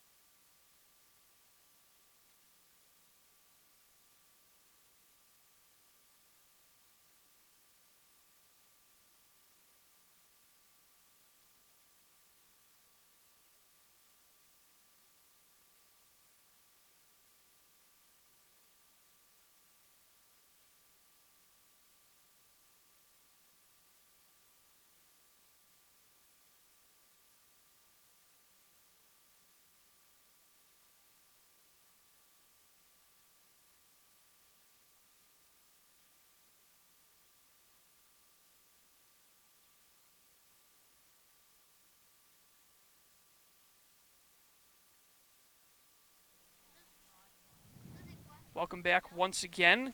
Alongside Tyler Henry, I'm Colin Casey. The Mariners with an 11-0 lead. And a quick reminder that this game is brought to you in part by Milton Cat. Cape and Island Caterpillar dealer is proud to be a sponsor of today's game. So Joey Weimer will stand in here after the offensive explosion for the Harwich Mariners back in, well, pretty much every inning, but especially back in the third, as the Harwich was able to bat all the way around. So here on the same line in the scorebook, Joey Weimer will dig in and see what he can get done here for Harwich, who may be looking for more runs, though the priority is going to have to be getting through this as Weimer sends one to deep left center field, but coming over and making the catch about 10 feet off the fence is Duke Ellis. That ball hit pretty well by Weimer. He's just been seeing the ball so well over the last couple of weeks. He had that 2-day stretch where he didn't play, and then he's come back and been a completely different hitter, just driving in runs left and right. He drove that ball out into left center field, but unfortunately for him, defense played perfectly to make the play for out number 1. And it seems like that stretch has really helped his case out. So here comes Michael Ludwig, who digs in, and he'll swing at the first pitch. He sees Harwich is going to continue to be aggressive here, and that'll be missed for strike 1. So Ludwig falls behind. He has reached on an error and then had the strikeout back in the 3rd inning. He was one of only 2 guys to not reach base, and here he'll swing through that to fall behind 0-2. We're keeping one eye on the game and one eye on the radar here as, again, rain feels, judging by what we've seen, like it's either going to completely slam us or completely miss us, but it's going to be a very narrow margin in between, as with an 0-2 count, Ludwig will call time and step out. So, again, just trying to make sure we get through this game here for the Harwich Mariners, who have scored 11 runs on 9 hits. They lead at 11-0 here in the 4th, and Ludwig will chop this one to second. Coming in, picking it up, and throwing to first in time is Marcos Castanon. Of course, last inning in the top half of the 3rd, the Mariners bringing home 7 runs, the most runs scored in a single inning this season by Harwich, and as of right now, they're on pace to break their most runs scored in a game, which was 13 against the Wareham Gatemen. That was just a 7-inning game, and this one's scheduled to go 9. We'll see if it actually does, but just another offensive onslaught by the Mariners. Well, and in addition to the threat of rain, as swinging through the first pitch is Mike Rothenberg, you have the darkness factor in effect here, as there are no lights here at Stony Brook Field. So we'll see whether or not we can get through a full game, but right now just trying to get to the 5-inning mark here, as with 2 away, Rothenberg will dig in. He'll swing at the next pitch he sees, and again, Harwich is going to be very aggressive. You get the feeling here with a lot of these pitches, not sitting and necessarily waiting, just trying to see if they can get something in the zone. And if they can, I mean, worst case scenario, you put something in play and find a way to get through these next couple of innings very quickly, and then you can start kind of turning on the Jets, as everything after that is a little futile. As Rothenberg will take this one to short. Workman picks it up. He'll throw to first. A good throw, and it's going to be in time for out number 3. So a quick 1-2-3 inning, maybe just what the doctor ordered for Harwich as we go to the home half of the 4th. It'll be the Brewster Whitecaps due up, trying to get a few back here on the Mariners YouTube network. Michael Layton and his team from Layton Realty.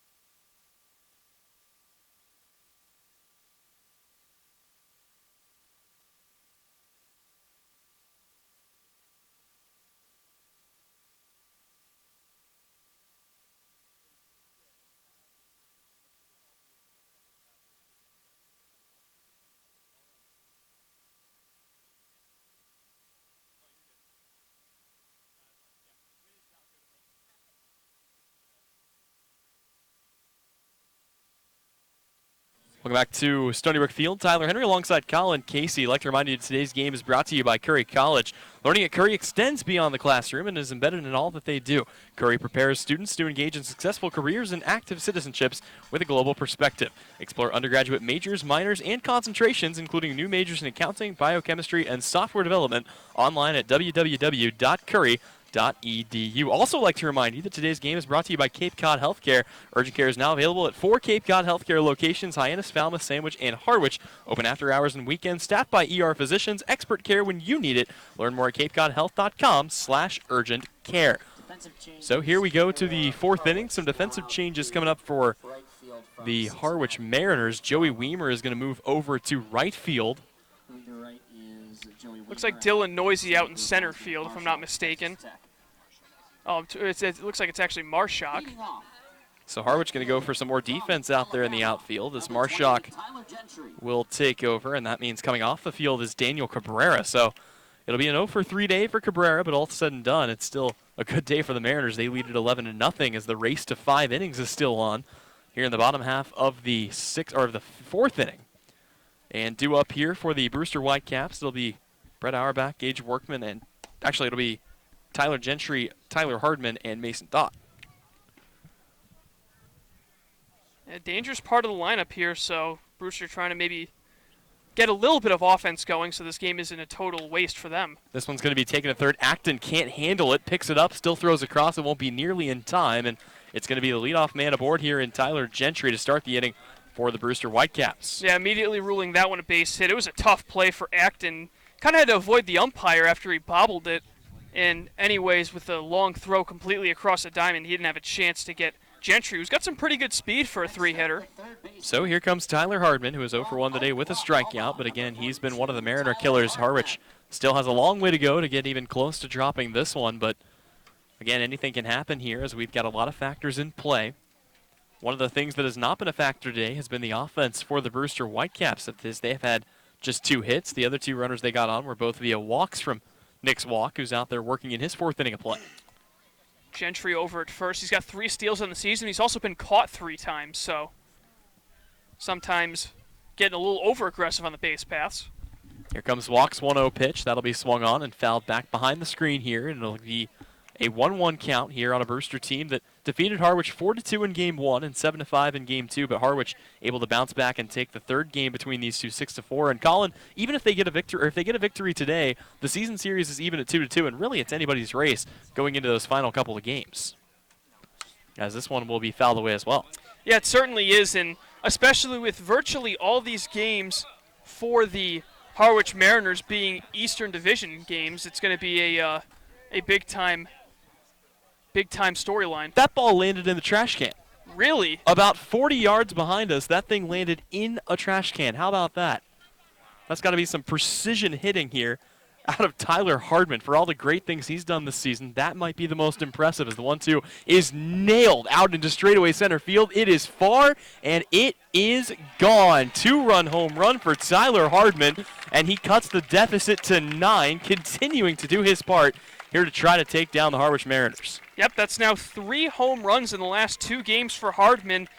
I believe he was hitting in the 6 hole the last time these two teams played, but now he moves up to that cleanup spot, and boy, he just gets all of this ball out towards right center field as clears the fence, not by too much, but ball really jumped off the bat, so back down to single digits here in the 4th, and we got ourselves a pinch hitter, and guess who? The other big power bat in this lineup, it's going to be TJ Collette. And why not? TJ Collette's had a couple of really good games against the Harwich Mariners, and he'll come in and try to have another one here.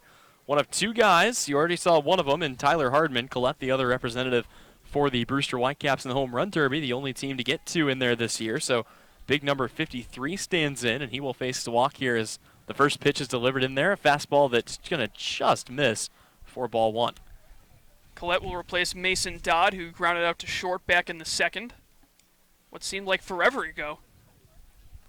Again, Harwich still leading at 11-2 here. The 1-0 pitch is going to be in there for strike 1. Zwok finally going to give up a few runs that will hurt the ERA, as it seems like almost all the runs he's given up this season have been unearned. So with a 1-1 count, he'll go back to work here and see what he has in store for the big power threat in TJ Collette. The 1-1 pitch. And that one's going to be something off speed that goes well over the head of Collette, who ducks out of the way, and the count moves to 2-1.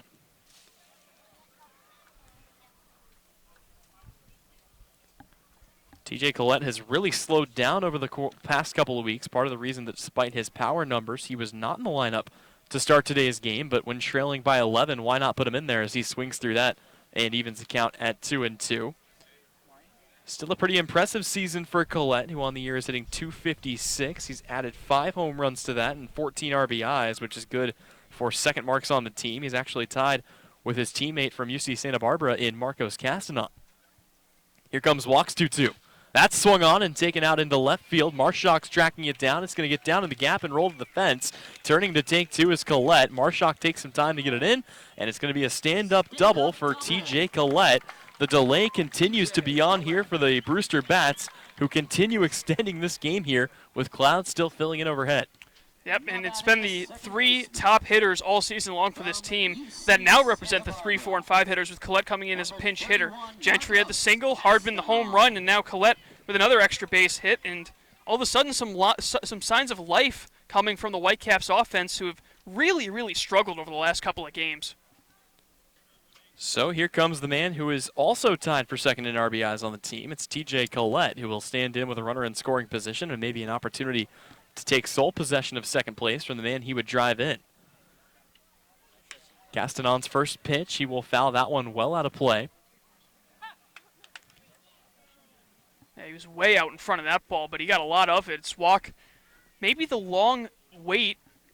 I mean, it wasn't too long of a wait considering there were no runs scored, but maybe the gaps in between pitching, the inconsistent gaps, might be messing with his timing a little bit.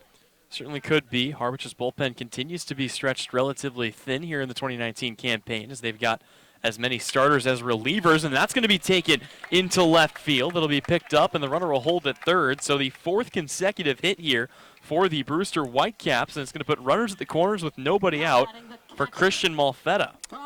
Now, I know it was an 11-0 game coming into this, but I remember a really important historical game in terms of baseball. Back in 2002, the Oakland A's trying to win their 20th game in a row. They had an 11-0 lead against the Kansas City Royals. Royals came all the way back down 11 to tie things up before, of course, Scott Hatteberg hitting that big walk-off home run that broke that record. And that record, I believe, has been since tied by the Cleveland Indians a couple of years ago at 20 consecutive wins. But as I was the main point I was trying to make there is there's still plenty of time left in this game if it does end up going the full 9. You go all the way back to 2002 just to remind me of a bad Royals moment, didn't you? Yeah, I did. Jason Grimley, the one who gave up that walk-off home run to Scott Hatteberg. Grimley, there's a name I haven't heard in a very long time. So Coach Berger's out there having a word with his guy. We'll see whether or not they do keep Nick Swak in the game. And again, Harwich's bullpen has been stretched exceptionally thin this year. You look at the starting rotation, and it looks like this. Connor Seckler is your starter number 1. Then Jacob Polish, Antonio Menendez, Carson Seymour, Jordan Butler, Connor McCullough, and Nick Swak. Yes, Harwich has used 7 different starters, but the arms have been more fresh, and because of that, they have been able to go deeper into games. But the bullpen looks like this. Joe Boyle, Jared Weatherby, Will Heflin, all guys who pitched in the past couple of days, including Tommy Vale. The only really available arms today are Cam Bauman and Blake Espinal, as the first pitch here is going to be fouled away by Christian Malfetta. So, really only a couple of options. And, yeah, Nick Stewart's gone multiple innings a number of times, but do you really want to put your bullpen in that kind of a situation if Swak can find his way out of this here, still holding a 9-run lead?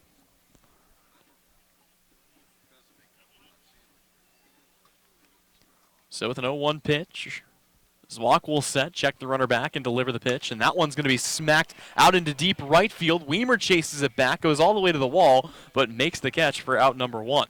Well, even their outs have been loud this inning. I mean, Brewster's been able to hit the ball well, and that line drive out towards right, in fact, brings home a run. So with Collette scoring, with TJ Collette scoring, it's going to make it an 11-3 game now. So 3 runs have come across the score. Harwich still leading this one big time as they have an 11-3 lead, but Brewster's starting to cut into it a little bit here in the 4th inning. And again, we only need to go 1 2/3 innings here to get through this one and make it go official regardless of weather conditions. As Walk will face off here against Kurt Wilson. First pitch is going to miss low for ball 1. Yeah, the crazy thing about that game between the A's and the Royals is Royals doing all their damage in 2 innings, 5 in the 4th, 5 in the 8th, and then that one run that tied it all the way in the 9th. Big home run from Mike Sweeney in that game.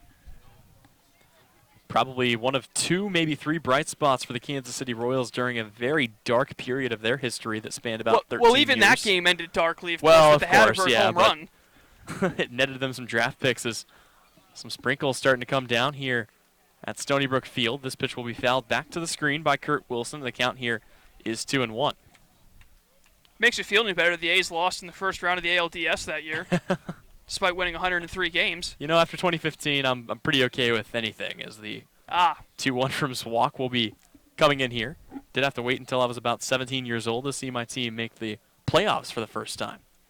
The 2-1 pitch will be fouled back to the screen. Count is evening up here at 2-2. Well, I did have to deal with about 5 years of that 86-year curse for the Red Sox, so I think that evens things out. You poor baby. Right now we're trying to get through a Cape League game as Walk continuing to labor here in his half of the 5th inning.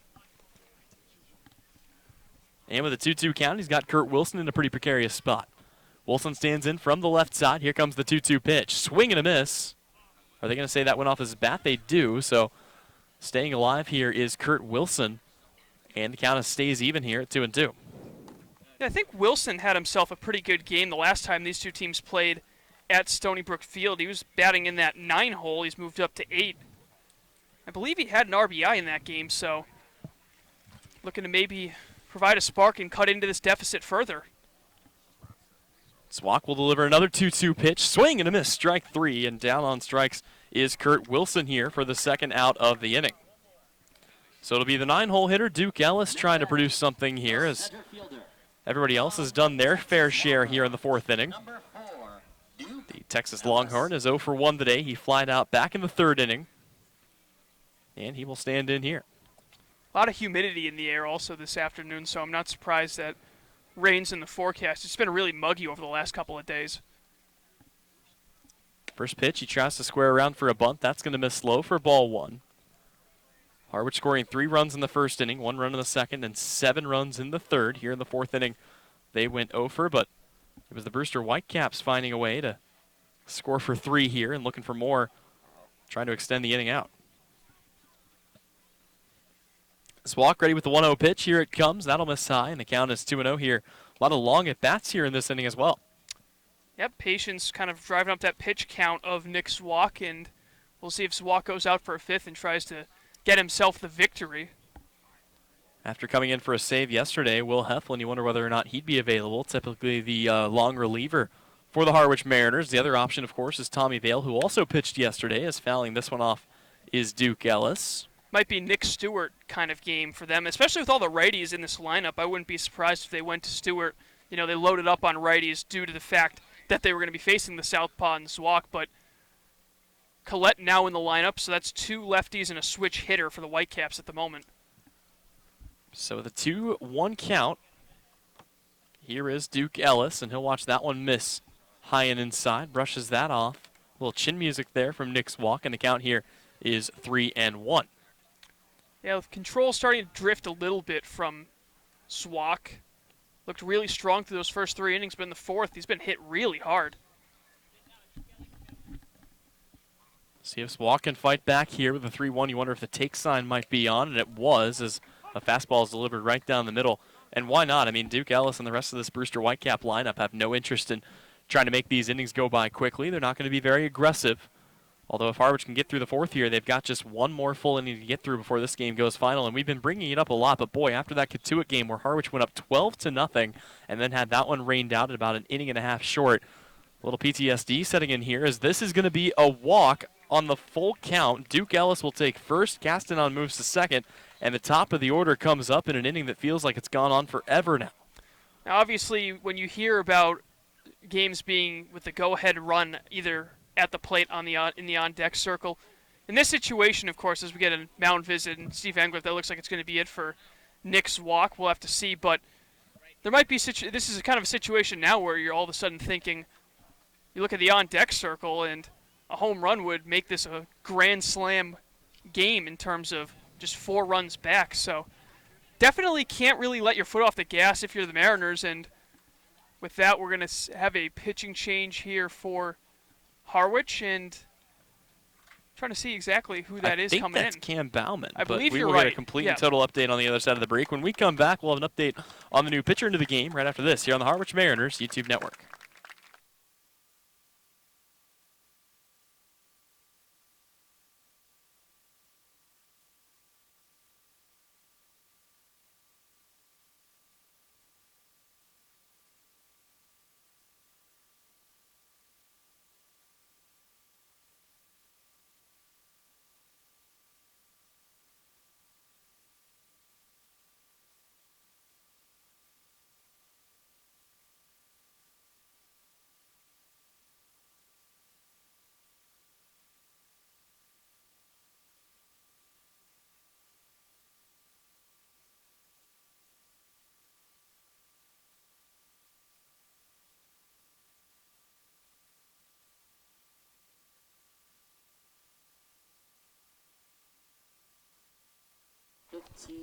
Welcome back to Stony Brook Field. Tyler Henry, Colin Casey, new pitcher to update you on. It'll be Cam Bauman coming in here for the Harwich Mariners. And Colin, a really welcome sight to see him back out there after he took a really, really hard laser shot back up the middle. And it looked like at the time, I mean, it did go off his head, but it fortunately goes kind of off the cheek and lip area. So a little bit of a swollen lip, a couple of stitches for him, but he was ultimately okay, and he'll be making his first start since then right now. And he was actually pitching pretty well up until that line drive. I think it was hit by Dante Williams It was. for Katuitt, who was having quite the game. He had that home run earlier, but just a ball up the middle. Unfortunate that it hit him, but fortunately not in a worse spot as it's just a glancing blow. And great to see him back out on the mound and in a bit of a tricky situation, 2-on-2 way with the top of the order due up, but I'm sure Bauman's looking for redemption after getting taken out by a line drive. Unfortunately, Dante Williams, actually a teammate of Cam Bauman's back in the Northwoods League, right. So the two played on the same team. They actually played for the Lacrosse Loggers, so again, he was able to FaceTime his former teammate and his family, make sure he was okay, and it's always good to, kind of have that security as Williams looked really shaken up after the hit over there on first base. First pitch from Bauman's going to miss low and inside, and get the feeling just needing to kind of pound the strike zone here, although Brewster has tallied for 3 runs here in the inning, and they've got a runner in scoring position with 2 outs here, looking to make it 4. Brett Auerbach stands in for a third time today. He's 0 for 2, a ground out and a fly out, and the next pitch he sees will be raked into right center field, or left center rather. It'll be picked up. That'll score at least 1 run. It's bobbled, and they're going to send the other runner around. The throw comes into second, and nobody paying attention, as coming across to score is Duke Ellis. And Colin, it's now a 6-run game here in the 4th. Yep, maybe I shouldn't have brought up the Oakland KC game, as all of a sudden Brewster Whitecaps have just broken it open in terms of offense this inning. 5 runs coming across and a 6-1 on second base, and all of a sudden, game getting a little bit more interesting with the rain coming. That'll close the book on Nick Zwalk, who's going to have a really tough outing here today, mostly because of 1 bad 4th inning. But the inning continues here for Gage Workman, as now the Brewster Whitecaps are ready to bat around. Looks like it's going to be a single and an error on Auerbach's ball. Was misplayed out in left center. And that was kind of a weird miscue out there by Max Marshak as he went to pick it up and kind of just couldn't get a grip on it. So it is an 11-5 game here. Runner on second represents the run that would make it less than half the deficit here, as still 6 left to get back, but the Brewster Whitecaps have come screaming back here in the 4th. Yeah, so it looks like it's going to be just a single and 1 RBI for Auerbach. That second one going to be an unearned run charged to Zwalk, so he goes 3 2/3, giving up 5 runs, 4 earned on 5 hits. Here comes the 1-1 from Bauman. It's an off-speed that goes up the left side. That's going to get through. They're going to send the runner again, and there won't even be a throw. It's the 6th run of the inning. Another RBI here for Gage Workman. And oh boy, Brewster's now batted around. It'll be Tyler Gentry for a second time. Things getting really interesting here at Stony Brook Field, as we expected these games to be really tight between these two teams, but I don't think we expected it to kind of end up the way it has, with the big start from the Mariners, now 6 unanswered runs in the 4th from Brewster. Well, and after taking an 11-0 run, Harwich had a lot of confidence going for him, but they have conceded 6 here as a big swing and a miss by Tyler Gentry, who started the inning off with an infield single. Then it was a Tyler Hardman 2-run home run, a double from pinch hitter TJ Collette, a single from Castanon, and a sac fly from Christian Malfetta. As the 0-1 is going to be taken same spot. This time it'll be playable, though, as Acton throws to first, and it'll be in time to finally end the inning, but not before 6 runs come across here for the Whitecaps. It's an 11-6 game as we go to the 5th. One more inning before this one goes final, but Brewster has come screaming back here on the Harwich Mariners YouTube network.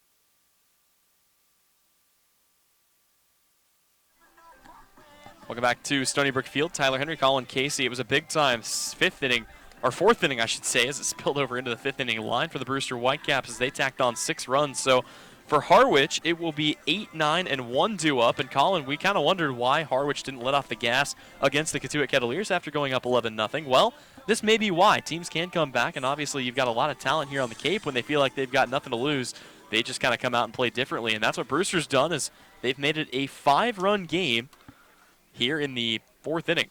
And they were able to rally for 6 hits. 6 runs on 6 hits after having just 1 hit the entire first 3 innings. So a big inning for Brewster. Now all of a sudden we have a ball game again. So it'll be Corey Acton to lead things off for Harwich in the 5th. And the first pitch will be delivered in for a outside ball by Jimmy Ramsey. Give you a quick update on the weather forecast. It is a 30% chance for isolated thunderstorms at 7 o'clock here as we approach the 7 o'clock hour. The 1-0 pitch is going to be just off the plate for ball 2. But then at 8 o'clock, it's going to be about a 50% chance of rain. And Colin, it's going to kind of be between the rain and the darkness. I'm not 100% sure that we're going to get through. Actually, I'm fairly certain we won't get through 9 innings one way or another. So it'll be up to Harwich to hold the lead. Is missing for a 3rd consecutive pitch here is Jimmy Ramsey. And it's still very early here in the inning, but missing 3 consecutive pitches this poorly outside of the zone, you kind of wonder a little bit whether Ramsey maybe trying to stall here for the chance of rain. But for the time being, he'll focus up on Acton with a 3-0 count, and here comes the pitch. And that's going to be right down the pipe. No, it'll miss for ball 4. A 4-pitch walk here to Corey Acton, and the Mariners have the leadoff runner on. Yeah, and last inning, Ramsey looked pretty good, going 1, 2, 3 through the 5, 6, and 7 hitters, but this time having trouble pitching to Acton after, of course, Acton ripping that 2-run double in his last at-bat. So he's on base to lead off the inning, and in steps a guy who's 2 for 2 this afternoon with an RBI. So here comes Hal Hughes, who is, as you mentioned, 2 for 2 with an RBI. It's been arguably the best game of his season so far, and he'll watch this pitch skip in the dirt. That'll miss, and Acton will move into scoring position here. So Harwich could potentially get another run back here with a runner in scoring position and nobody out. Yeah, definitely something that the Mariners would absolutely be okay with having, considering how poorly the last inning went in the field and on the mound. But, yep, runner in scoring position, and Hughes maybe have his first multi-RBI game of the season. So with a 1-0 count, Harwich was able to stop the bleeding. Now they look to maybe put some of their own up here, as this pitch will miss high, and it's going to be the 6th consecutive pitch outside of this, or 6 out of 7 pitches outside of the zone. No, it was a ball. Oh, yep, yeah, sorry, that's right. 6 consecutive pitches here out of the zone for Jimmy Ramsey. Really struggling to control, and maybe the big layoff having something to do with it. I mean, that last half inning took probably close to half an hour. Certainly did seem to go on forever as the 2-0 pitch is on its way. Swing and a miss there by Hal Hughes. And while you were gone, or while we were off the air, I should say, you guys missed one of the best catches of the year as Joey Weimer had a full extension dive out in center field before he was moved over to right and was able to somehow come up with it to rob Duke Ellis. Would definitely recommend checking the Whitecaps broadcast after this game and going back and taking a look. It was one of the best plays this season. 2-1's going to be taken by Hal Hughes out into right field, but well beyond the line and foul, so the count goes to 2-2 here. As other games starting to get going here around the Cape. At the top of the 3rd, last check, the Bourne Braves still tied with the YD Red Sox 0-0. Katuitt trails 4-3 to the Hyannis Harbor Hawks, who have come back from down 3-0, and Chatham Anglers ready to go here in a late game against the Orleans Firebirds, weather permitting. Here it is an 11-6 Harwich lead. The 2-2 pitch is on its way, and leaning out and kind of half-heartedly hitting that one down the line is Hal Hughes. And once again, that'll go foul to keep the count at 2-2. Rough start for the YD Red Sox, going 9 up, 9 down through their first 3 batters of the game, and hasn't exactly been a strong start for the Red Sox, but again, they find themselves in a favorable position towards the top of the division with the games winding down. Kind of also crazy to think that Hyannis Katuitt game started at 5 o'clock just like this one, and still only in the 4th inning. As Hughes will hit this one down the right side, and that will get out of play, as once again here at a park where you have an extra line where technically a player could go past it and make the catch, but it's considered out of play regardless. Yeah, that's something you see a lot at high school levels, is some situations. It's kind of a safety thing, because once you get past that line, there's either the bullpen to worry about, or just even the playing surface changes really abruptly, so it makes a lot of sense. Yeah, you got a pretty steep slope out there, too. You don't want them running up that, so The count is 2-2 once again. Here comes the third pitch of that count, and we're going to have a fourth as Hal Hughes continuing to fight through another pitch.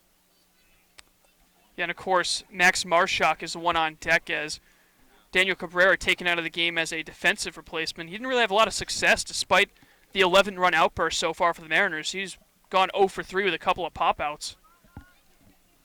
Well, and actually, I believe it's going to be Max Marshak after he came in. Yeah, So he'll be coming in from the outfield to replace Cabrera. 2-2's on its way. Swing and a miss, strike 3. Hal Hughes was down for the first out of the inning, and here comes Max Marshak for his first at bat, and again, Marshak taking over in center field. Moving over to right was Joey Weimer. Daniel Cabrera coming out, so it will be the first at bat of the day here for the speedster out of Texas Tech. Marshak batted 9th in yesterday's game. Was able to draw a walk in the 8th, but otherwise went 0 for 3.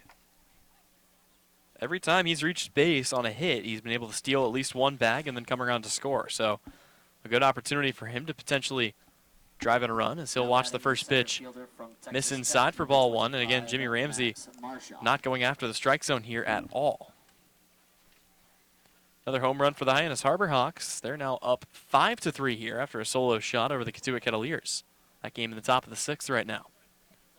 The 1-1, Marshak squaring a bunt, pulls it back, and the count will be 2-0 here as continuing to work outside of the box in the middle is the pitcher here, and Jimmy Ramsey. Yeah, and despite struggling all season long as a whole, it seems like Hyannis does hit a frequent amount of home runs. They've got some power in that lineup.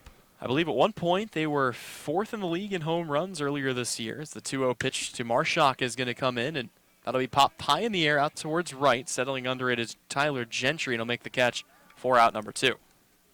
Yeah, that one not deep enough to advance Corey Acton, who's got decent speed on second. So with 2 away, the Mariners are looking for some more 2-out magic as they were able to score 4 runs with 2 outs in the first 2 innings. Some scattered drops coming down on us here. Still just a 30% chance for the time being at the 7 o'clock hour, and then a 50% chance at 8. But Harwich only needing to get through 4 more outs here for this game to count, regardless of weather, darkness, or anything else the Cape can throw their way. Digging in here is Chris Galland, who's already got 2 RBIs today, and he'll see the first pitch and foul it away for strike 1. Between Chris Galland and Joey Weimer, Colin, the RBIs have been just flowing in for this team when you add Nico Cavadis' production to that, and even Christian Fedko has been getting in on the fun the last couple of days. And in this game, I think it's 4 different guys with multiple RBIs: Acton, Galland, Cavadis, and Weimer. Certainly has been, as this pitch will miss low and outside, and the count here is going to be 1-1. Yeah, the big blow, of course, coming with Cavadis. That was the last time the Mariners had scored a home run over the left field fence, and he waits in the on-deck circle to add to his team lead in RBIs as well as perhaps home runs. So with a 1-1 count, Jimmy Ramsey will come set from the belt. Here comes the pitch. And that's going to be ripped into left field. That's going to get down, and it'll score at least 1 run. Turning for second here is Galland. There will be a throw, but it's not going to be nearly in time. And it's going to be an RBI double for Chris Galland, his 3rd RBI of the day. And the Mariners get one back. They lead it by 6, 12-6 here in the 5th. Yeah, it's really cool to see Chris Galland once again get an opportunity. With all the outfielders that the Mariners had for a while, he kind of lost his role in that rotation in the outfield, and now he's just an everyday starter, and he just continues to drive in runs. 3 today, and that makes it 8 now in the last 6 games. Well, and you got to think, I mean, you had guys pouring into play outfield, a traditional outfielder in Dylan Noisy who can also play shortstop, but you also had Daniel Cabrera coming in, you had Max Marshak, and then on top of all those guys, Jacob Hurtubise, who was eventually released for that very reason. There was a logjam at outfield, and Hurtubise was unable to play anything else. So the first pitch is going to be on its way to Nico Cavadis, and we'll watch that in the dirt for ball 1. Runner in scoring position here, and once again, Colin, a 2-out RBI for the Harwich Mariners. Yeah, Cavadis with 3 RBIs in this one. He's also scored it in 2 of his 3 plate appearances. Seems like this just continues to work for Harwich as the 1-0 is on its way. Check swing, and that's going to be in there for strike 1 to even the count at 1-1 on Nico. And looking at runs scored, Galland with 1, Cavadis, Fedko, and Weimer all with 2, Rothenberg with 1, Acton with 2, and Hal Hughes with 2. So Ramsey sets, runner at second. Here comes the 1-1 pitch. That'll be in there. Well, it's just going to miss at the knees here, and the count is 2-1 here on Nico Cavadas. And that Cavadas 3-run home run also came with 2 away back in the 3rd inning. So tack a few more on here as Harwich continues getting their damage done with 2 outs. A chance to maybe extend that here and make the stats even more skewed. As the 2-1 is on its way, Cavadas will take that one up the right side, but right into the shift as it's picked up by Castanon, who throws on the first in time for the last out of the inning. So Harwich will take the field, 3 outs away from getting this one to an official point as rain continuing to threaten. And we go to the bottom half of the 5th here on the Harwich Mariners Radio Network.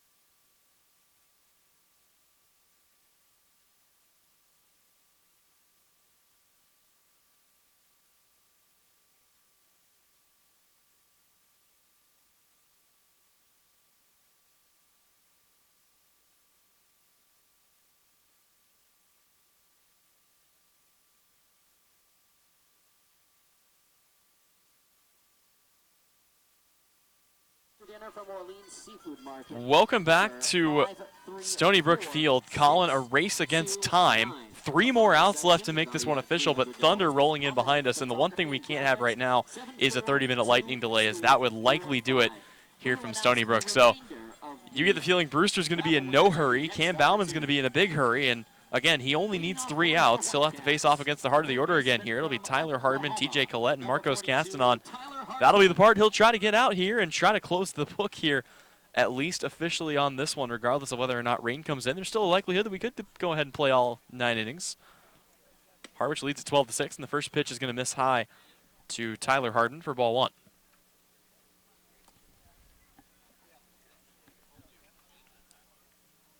Probably wouldn't be making as big of a deal of this if the Katuitt incident hadn't happened, as this one was going to be drilled into left. It's a base knock for Tyler Hardman, who had the 2-run bomb back in the 5th inning, or the 4th inning, and here in the 5th, he delivers to start things off.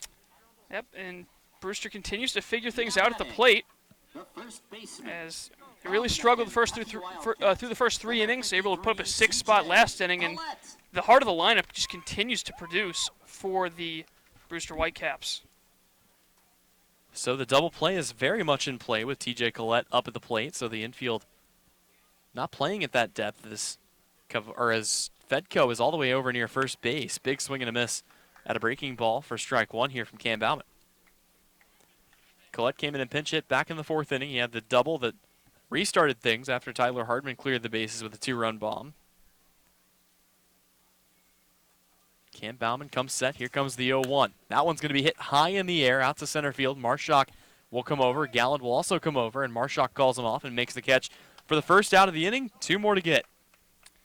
Yeah, and we're really counting down because I'm starting to hear some rumbles of thunder right behind us, so it sounds like bad weather moving in. But again, 2 outs away, we have an official ball game, and the Mariners put themselves in a position to go up a game and a half for that 4th and final playoff spot on the Brewster Whitecaps. Rain chances have increased from 30 to 35% at the 7 o'clock hour. We're just 5 minutes away from it here as Cam Bauman will face Marcos Castanon. Castanon today is 1 for 2, a strikeout and a single. He came around to score back in the 4th inning. Bauman delivers the first pitch, and Castanon swings at that and fouls it back directly off the pole. How about that shot? Yeah, hopefully it's just baseballs that's going to be hitting that pole in about a second. Yeah, I agree, as we're awfully close to the, we got a fence on one side and metal bleachers on the other, so not the most ideal situation for us, but hey, we're just broadcasters, we're expendable, right? Right. So here comes Cam Bauman's 0-1. That's going to be swung on and taken to third. Acton will pick it up. He'll go the short way for 1, back the other way for 2, And that's going to make it an official game. A sigh of relief for the Harwich Mariners as we go to the 6th inning. But no matter what happens from here on in, the game is official. Now Harwich just has to hold a 6-run lead for as long as it takes to come away with the victory. When we come back, we'll go to the 6th inning of play here on the Harwich Mariners Radio Network.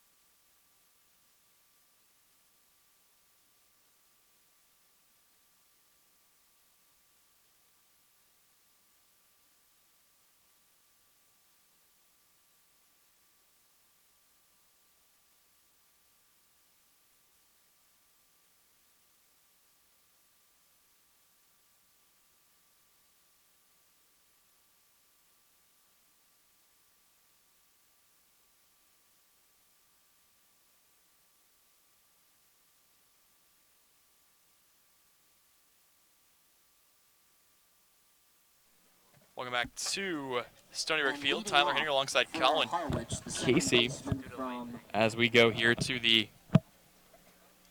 6th inning of play. And Colin, a new defensive adjustment made out there by the Whitecaps as Harwich will send Fedko, Weimer, and Ludwig up.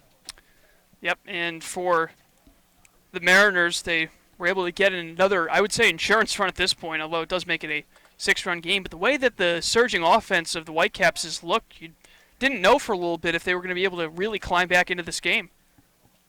So it's a 12-6 lead, and now Harwich can really start trying to lay it on thick as Fedko will take strike one in there. And immediately after this game goes long enough to go official, Jimmy Ramsey starts finding the strike zone more often.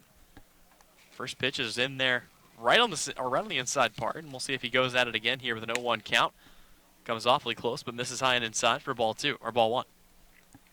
Yeah, it's been about as dark as it has been so far, albeit there was a part in the earlier innings, probably in the second, where the sun broke through briefly, but since then it's been nothing but dark clouds.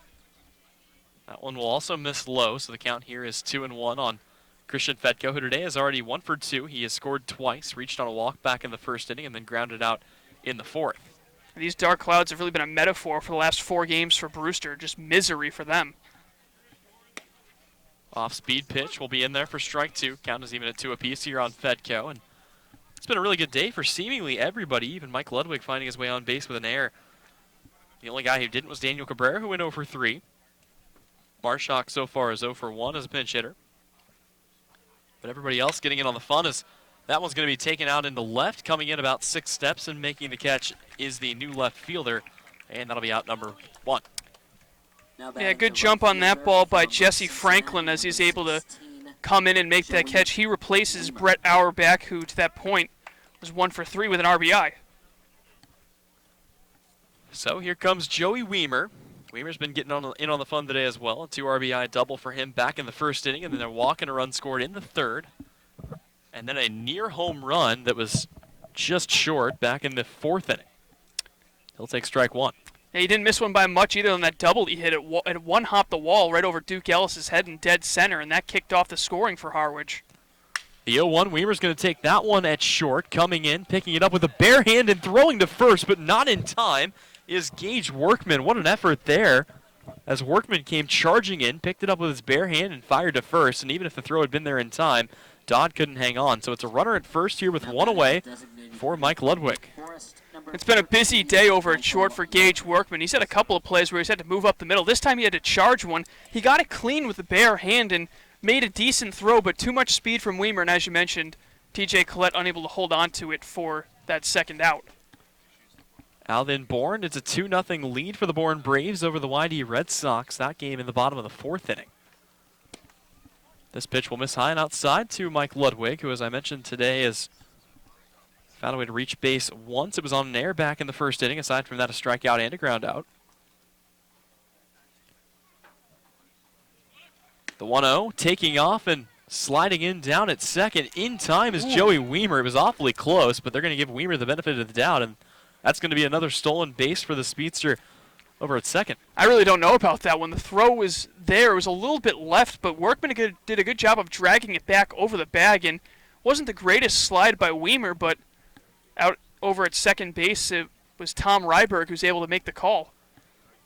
So with a 2-0 count, here is Mike Ludwig with Mike Rothenberg standing on deck, and the 2-0 pitch is on its way. Swing and a miss there to make the count 2-1 here on Ludwig.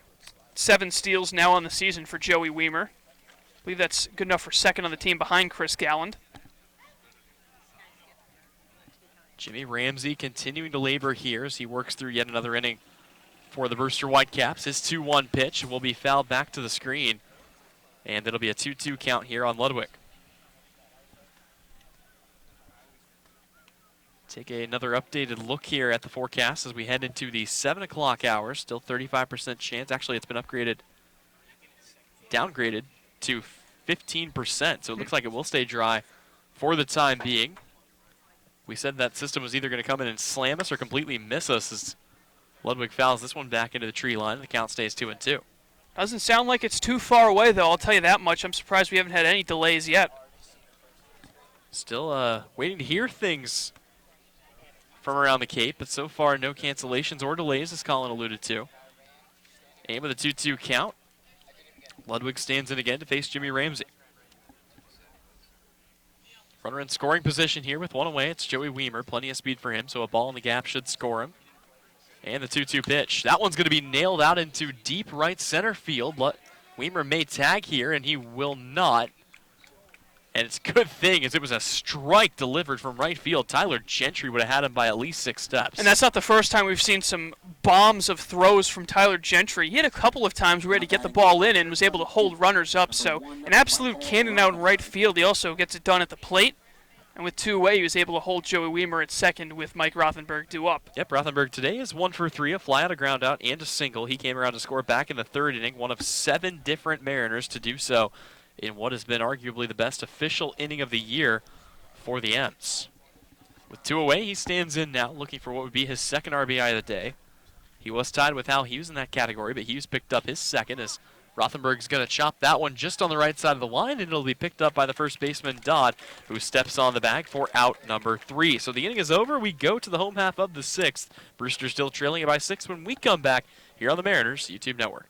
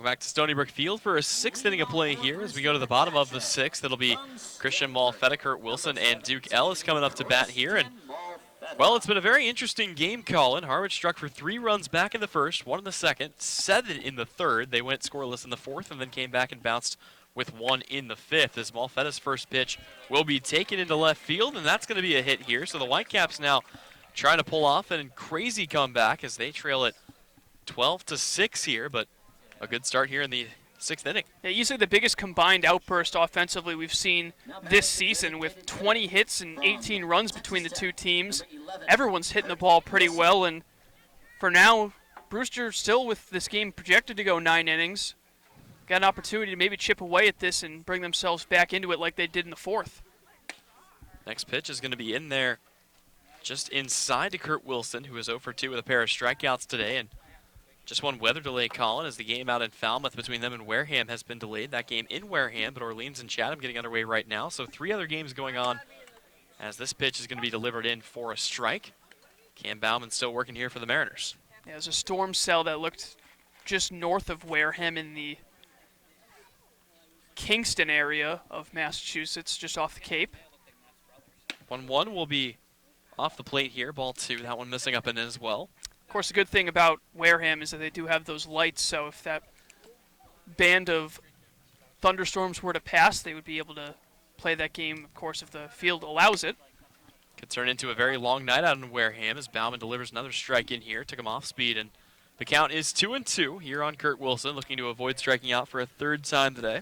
I wonder if that gravel out there takes water better than a natural dirt field. It actually does. I had a chance to talk with their broadcasters about that, and it's part of the reason why there are fewer games that get canceled out in Wareham. This one's going to be hit a ton to left field. It is back. Chasing it is Gallen. He'll look up, and it's gone. A 2-run bomb for Kurt Wilson. And boy, the Brewster Whitecaps just refuse to quit. This game is now within a grand slam, 12-8. Well, if you were to tell either of these teams that weather's coming, I don't think they would believe you, because they just continue to hammer away at the ball. Wilson gets a pitch to hit off Bauman, and he didn't miss that one by much, as he just completely hammers it over the left field fence. And now all of a sudden, as you mentioned, a 4-run ball game. The Brewster Whitecaps just won't go away. It's the second 2-run home run of the day for the Brewster Whitecaps. The other belongs to Tyler Hardman, and here comes Duke Ellis, who today is 0 for 1. He reached on a walk and came around to score back in the 4th inning. But yeah, I mean, the fact that one swing could potentially give the Whitecaps a tie ball game here, it just doesn't feel possible. But Brewster has very quietly and very quickly here climbed their way back, and they trail it by 4. Bauman's next pitch will be hit similar spot, but much softer, as that'll be right at Chris Gallen, who tails to his left and makes the catch for out number 1.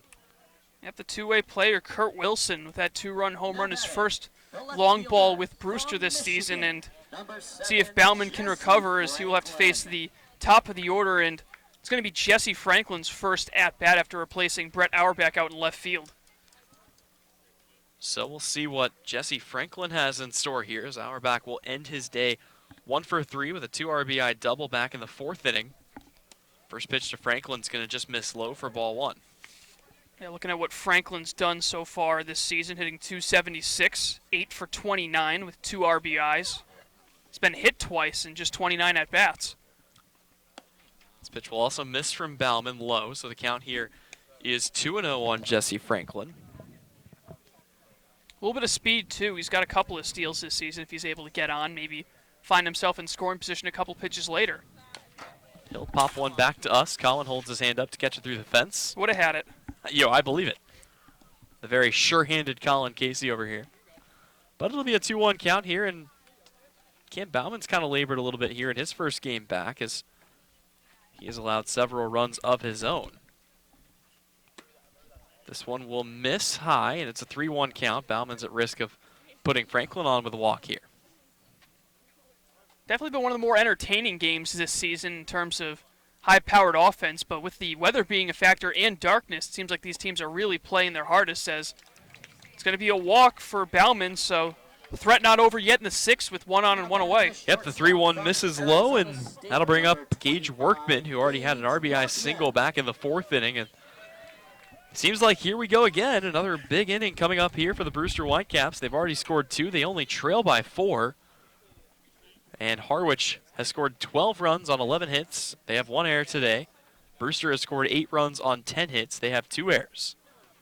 So the errors have kind of been the difference, as this pitch will miss low and inside to Workman, and he'll stand out and think about this next pitch. Yeah, and I honestly don't know if it's going to be possible to go through 9 innings in an hour at this point with, well, technically going through 3 and some change at this point for regulation. So I wouldn't be surprised if this game ends up being called official some point in the 8th inning. Yeah, no, darkness will set in well before the weather, as this pitch will miss low and inside. Bauman really struggling to locate here, as everything has been down and in to these right-handed hitters, and that'll prompt Mike Rothenberg to come out and have a word with his pitcher, along with Jeff Neiman. And Neiman, of course, probably being as big a part of this team as any of the pitchers that they've had. We know they've had a lot of talented arms go through the Mariners over the last couple of weeks, with Logan Allen being one, Connor Seckler, another talented guy, Connor McCullough.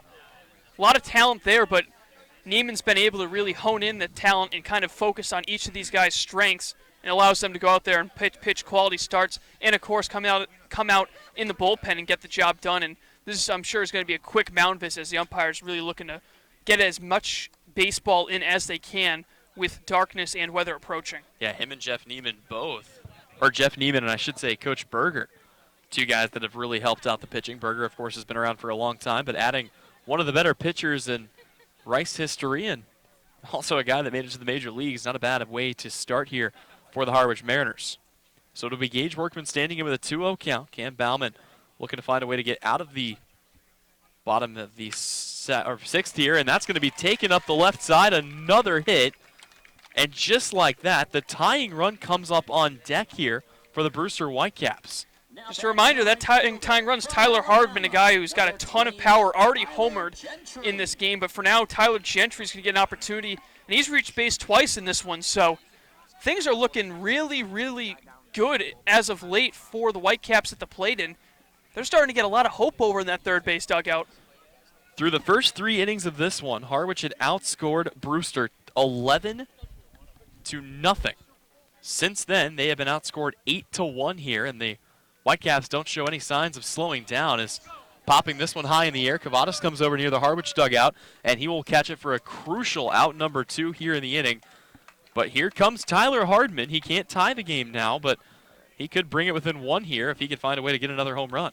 Yeah, a lot of power coming up with Hardman, followed by TJ Collette, and then even Marcus Castanon also has been hitting the ball hard in this game. So there's really no easy outs in this Brewster lineup the way they've been swinging the bat today. They're swinging the bat like a team that has really been scuffling over the last few days in terms of a lot more aggression and a lot more power behind these swings. Tyler Hardman, one of the best bats here in the lineup, one of the best bats on the team for Brewster all year long. The first pitch he sees, and he is going to hit this one out to left center. It is back. Galland looks up, and it is gone.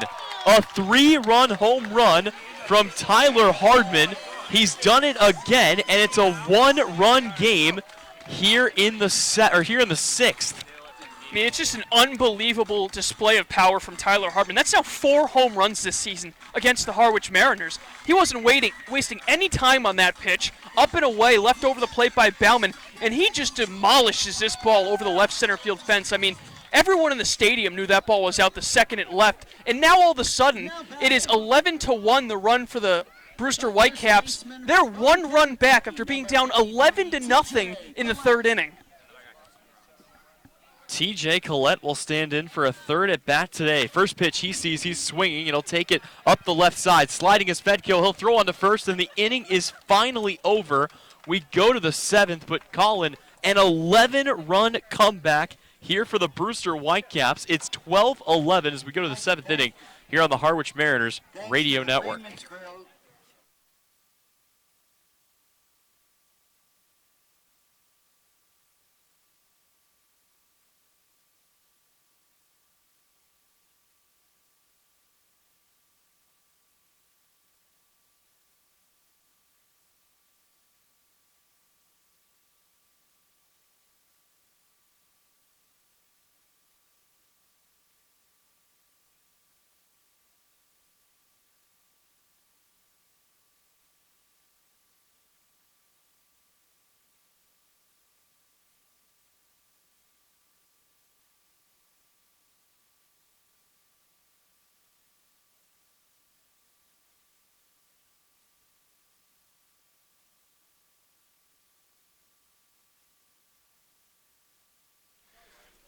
We head to the 7th inning from Stony Brook Field, and all of a sudden, the Brewster Whitecaps find themselves trailing by just 1 after the Harwich Mariners took an 11-0 lead in the 3rd inning, and then it was a 6-run 4th and a 5-run 6th. And now Brewster is just 1 back as they look to end their 3-game losing streak and try to take the lead in the season series. But right now it's even 1-1, and Tyler, the cloud's getting darker and darker above us here in Brewster. It feels like somebody's hitting a dimmer switch right now because it is progressively getting darker by the second. And here comes the rain. And here it comes. So we're trying to pack up all our gear as quickly as we can as it starts to come down. And boy, you said it, Colin. This could be a big shame as this has been one of the best games of the season so far. And it's probably going to be cut short due to either rain or darkness. It just gets darker by the second as Corey Acton will dig in. He's 1 for 2 in the game with a double and a walk. He's driven in 2 runs. First pitch he sees misses outside as Jimmy Ramsey continues to impress out of the bullpen, just giving up the home run to Nico Cavadas. And that run that Cavadas scored, the only earned run given up by Ramsey so far. Acton takes a big cut and fouls it off to make it 1-1 as fans are starting to head towards the parking lot because they are expecting a whole lot of rain in a short period of time. Yeah, everybody is booking. It's completely cleared out behind us. The only guy behind us right now is our Ryder Jack, who is standing back there with an umbrella. This one's popped high in the air back behind it. I lost that ball as raindrops starting to sprinkle in. Ends up out of play on the left side. It's going to be a 1-2 count for Acton. And yeah, with these dark clouds, it doesn't help the daylight as night quickly approaching. It's a 2-2 count as that pitch misses to Acton. I mean, at this point, as it continues to go down another shade here, I can't really see a ball if it goes up in the air right now with how dark it's got. This has been insane. Here's the 2-2, and that's going to miss outside 3-2. And if it stays this dark out, I can only see them playing at least for maybe another 15 minutes at most. Yeah, maybe. I mean, this isn't going to last. And the thing is, it's not like it's getting any lighter out there on the end. It is really getting dark here. Payoff pitch, and Acton hits this ball pretty well out towards center field. More raindrops coming down, and Duke Ellis will make the catch for out number 1 as he's somehow able to find it out of those dark skies, so that'll bring up Hal Hughes with 1 away. And Colin, we break out the old umbrella. This has been the best investment of our entire season. Certainly. We have gotten plenty of use out of this thing, and it's not pouring just yet, but my goodness, it looks like it's about to just come down in bunches. We've also done a good job of funding the plastic bag economy, having to wrap up all our equipment as the skies continue to get dark, and the first pitch to Hal Hughes misses inside for a ball. And what really enhances the darkness is looking out at the left center field scoreboard. The numbers are really popping out because of how dark it is. And the 0-1 misses low, and again, it's really hard to track the ball from a broadcaster's perspective. Yeah, imagine how it is at the plate. Yeah, this is the visitors' half of the inning, so I think the umpires would like to get through another opportunity and give Brewster a chance, but I just don't know if we're going to get through this. And that's fortunate for Harwich because they've given up 11 unanswered runs. They've scored just 1 run in that span. And time is going to be called here, but that's going to be because of Hal Hughes, not because the umpires are thinking about calling this game. Rain continues to be fairly light. And the 1-2 is a breaking ball that misses inside, and that makes it 2-2. And I think when Acton was able to hit that ball, he just swung it pure, just guessing, just kind of a random swing, and he was lucky to make decent contact. The 2-2 from Ramsey is hit well on the ground, but foul, as Hughes wasn't fooled by that one. Yeah, so far no raindrops coming down, just a lot of dark skies, and fortunately for Brewster, there is... And time is called by the first base umpire. They're going to come ahead and meet. And that might just do it, as Tom Ryberg will come down and meet. All 3 coming together and making a discussion here, as we just saw lightning over there. Yeah, and that's pretty much going to do it. Lightning over the left center field fence right past the scoreboard. And that's it. That's the game. That's the signal given to the coach, Jamie Shevchak. That is a tough break.